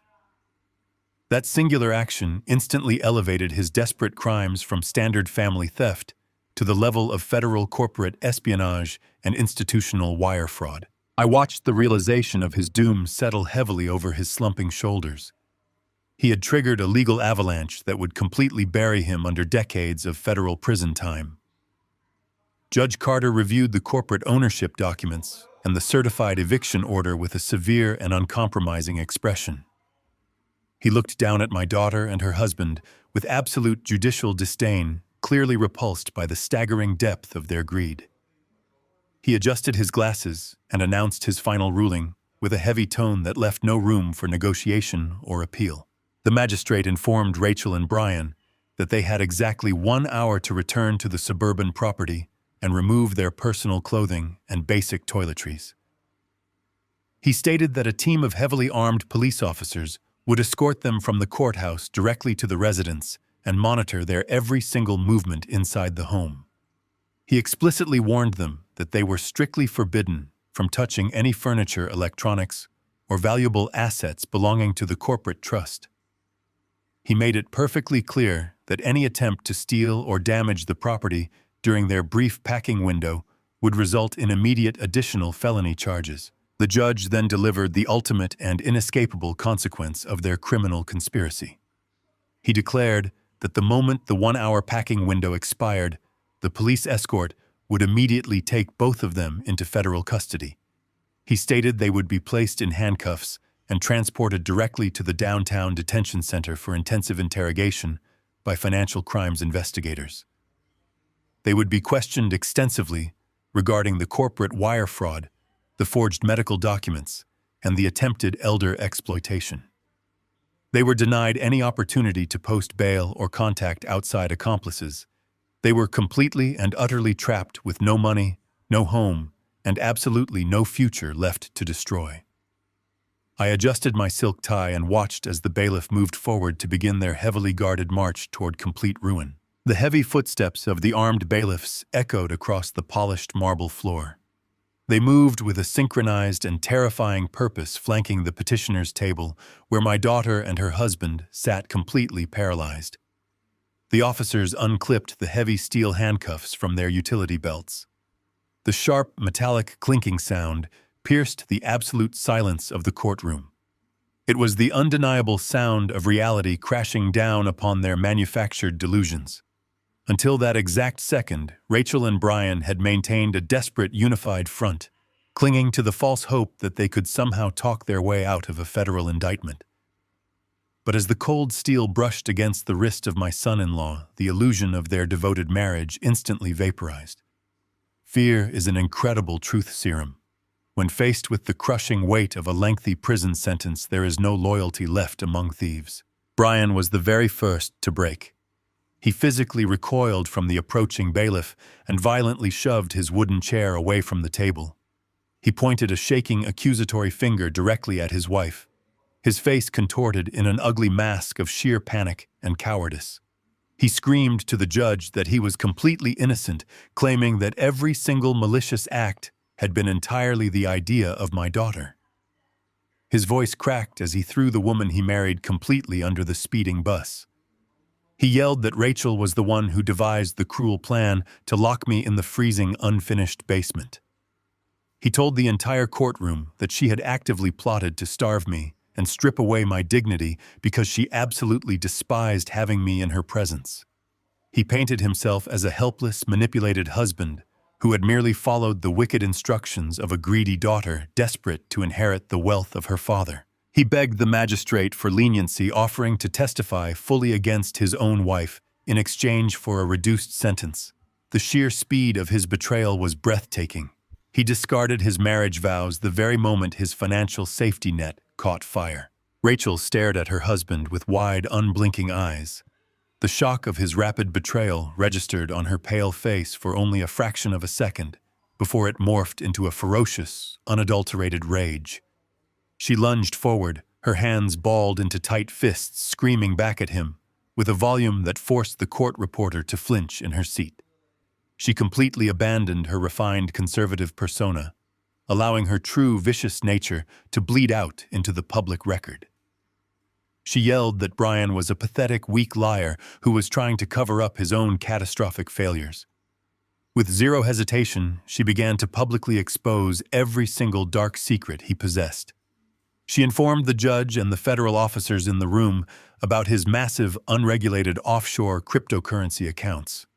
She detailed his severe and highly illegal sports gambling addiction, revealing that he had single-handedly destroyed their entire financial future. She screamed that he owed hundreds of thousands of dollars to violent, dangerous men, and that he had been the one to forge the home equity documents, because he was terrified of being murdered by his own creditors. She laid bare his entire pathetic existence, ensuring that he would face maximum federal penalties. I stood quietly at the defender's podium, leaning casually against the polished wood, and watched them completely tear each other apart in open court. It was a fascinating and deeply pathetic display of human nature. I had spent 3 decades in the corporate sector overseeing hostile takeovers and watching powerful executives turn on their closest allies when the money dried up. But witnessing the instant dissolution of the marriage of my own daughter was a different kind of spectacle altogether. Their relationship had never been built on love, mutual respect, or shared values. It was a purely transactional arrangement, a shallow partnership forged entirely by a mutual desire for unearned wealth and lazy entitlement. The absolute second the illusion of my money disappeared, the fragile glue holding their miserable lives together instantly dissolved. They possessed absolutely nothing but hatred and profound resentment for one another. They continued to scream vicious accusations, interrupting each other, confessing to various minor crimes and frauds, just to ensure the other suffered equally. They were doing the job of the federal prosecutors for them, happily sealing their own doom in a desperate bid for revenge against one another. The chaotic screaming match reached a fever pitch, filling the dignified courtroom with the ugly, toxic noise of their ruined lives. The Honorable Judge Carter watched the implosion with profound disgust etched deeply into his features. He had seen enough of their vile performance. He raised his heavy wooden gavel and brought it down against the sounding block with a series of loud, violent cracks that sounded like gunfire in the enclosed space. He demanded absolute silence, his booming voice cutting through their pathetic bickering and instantly freezing the room. The armed bailiffs moved in forcefully, pulling Rachel and Brian apart and firmly securing the steel handcuffs around their wrists. They were no longer a married couple seeking an emergency conservatorship to steal my life.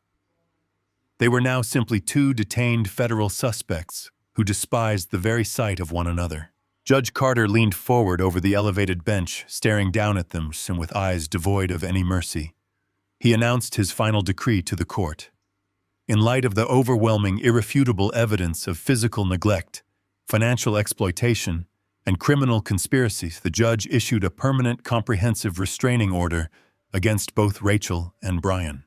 He detailed the strict legal boundaries, mandating that neither of them was permitted to approach within 1,000 feet of my person, my corporate properties, or any affiliated business entities for the remainder of their natural lives.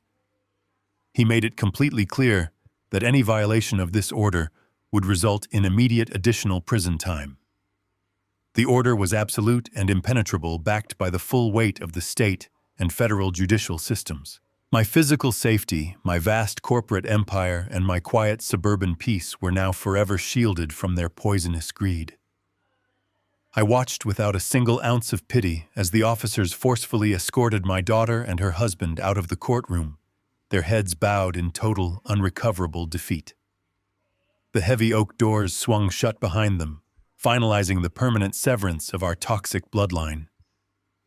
I took a deep cleansing breath, feeling the heavy burden of the past month completely lift from my shoulders. The traitors had successfully orchestrated their own absolute ruin, leaving me to walk away completely victorious and entirely untouched by their corruption. The heavy oak doors of the courtroom closed for the final time that morning, sealing the fate of the people who had tread on to destroy me. The chaotic energy that had consumed the room just moments before slowly dissolved into a profound and heavy stillness. The gallery began to empty out, with the remaining spectators whispering in hushed and awestruck tones as they filed into the marble hallway. Chris Reed stood beside the defender's table, calmly packing the massive corporate binders back into his leather briefcase. He moved with the quiet satisfaction of a general who had just successfully executed a flawless military campaign. I remained at the podium for a long moment, simply absorbing the absolute finality of the legal victory we had just achieved. The swift and brutal justice handed down by the magistrate left absolutely no room for ambiguity. The corrupt physician who had so arrogantly accepted a massive cash bribe was already sitting in a federal holding cell. His medical license would be permanently revoked by the state board before the sun went down, and he was facing a decade in a federal penitentiary for his role in the conspiracy. My daughter Rachel and her husband Brian were currently in the custody of federal marshals, beginning a long and terrifying journey through the criminal justice system. They were no longer the arrogant schemers who had plotted my demise over expensive espresso. They were now facing severe mandatory prison sentences for felony elder abuse, corporate wire fraud, and massive financial forgery. Their entire world had been completely dismantled in less than an hour. But I walked out of the towering courthouse and stepped into the crisp afternoon air. The gray, overcast sky from the morning had finally broken, allowing bright streams of sunlight to warm the city streets. The sleek black town car was waiting patiently at the curb. I slid into the plush leather interior, feeling a deep physical exhaustion finally begin to catch up with my aging bones. But my mind was lighter than it had been in months. Chris sat across from me and offered a brief, respectful nod before turning his attention back to his corporate tablet. He knew that the war was over and that I required no further conversation. The ride back to my suburban neighborhood was smooth and uneventful. I watched the towering glass skyscrapers of the financial district slowly give way to the familiar tree-lined streets of my quiet community. As the town car pulled to a stop in front of my property, I noticed that the police cruisers had already departed. The mandatory 1-hour eviction window had expired. The authorities had escorted Rachel and Brian through the house, ensuring they took only their most basic clothing before dragging them away to the downtown detention center. Their flashy leased sports car was gone, leaving the driveway completely empty. I thanked the driver, stepped out of the vehicle, and walked up the front path alone. I unlocked the heavy front door and stepped into the foyer. The absolute silence of the house hit me immediately. It was not the oppressive, heavy silence of a lonely old man waiting for the end. It was the pure, unshakable tranquility of a reclaimed sanctuary. The lingering scent of expensive floral perfume had already begun to fade from the air, replaced by the comforting smell of polished wood and old books. I walked slowly through the main living areas, observing the hasty destruction they had left behind in their frantic rush to pack. A few discarded designer shoes and a forgotten silk scarf lay scattered on the hallway floor, serving as pathetic remnants of their superficial lives. I ignored the clutter and made my way directly toward the basement door. I descended the wooden stairs for the very last time, stepping into the damp and freezing concrete room that had served as my prison for the past month. The shattered remains of the heavy iron floor safe still lay in the dark corner, exactly where Brian had destroyed it in his greedy frenzy. I walked over to the flimsy canvas cot. I stripped the thin woolen blanket and tossed it carelessly onto the cold floor. I folded the cheap aluminum frame with a sharp and decisive motion, permanently dismantling the physical symbol of my manufactured weakness. I carried the collapsed cot up the wooden stairs, leaving the damp darkness behind me forever. I bypassed the squeaky second step with the confident stride of a man who no longer needed to hide in the shadows of his own home. I walked straight down the main hallway and pushed open the door to my master bedroom. The space had been entirely stripped of their extravagant designer luggage and overpriced clothing. The massive walk-in closet was completely bare. I stood in the center of the room, taking a deep, cleansing breath. I had successfully reclaimed my territory. The physical act of taking back my home was profoundly healing, washing away the lingering stains of their disrespect and abuse. I walked into the kitchen and turned on the faucet, allowing the water to run until it was perfectly cold. I filled a small kettle and set it on the stove to boil. I opened the pantry, bypassing the expensive imported teas Rachel had stocked, and reached for a simple jar of dark roasted coffee beans. I went through the familiar and comforting motions of brewing a fresh cup, listening to the gentle bubbling of the water. As the rich aroma of the dark roast filled the kitchen, I leaned against the granite countertop and allowed myself to reflect on the nature of the war I had just fought. I had spent decades accumulating an invisible fortune, believing that insulating my family from massive wealth would protect their character. I had lived a life of deliberate modesty, driving an old sedan and wearing simple clothes, hoping to instill the values of hard work and genuine humility in the child I was raising. I realize now that the corrupting power of greed does not always require the presence of actual money. Greed is a disease of the soul, a hollow void that demands to be filled at any cost. Rachel and Brian did not become monsters because I gave them too much. They became monsters because they assigned absolute value to material possessions while assigning zero value to human life.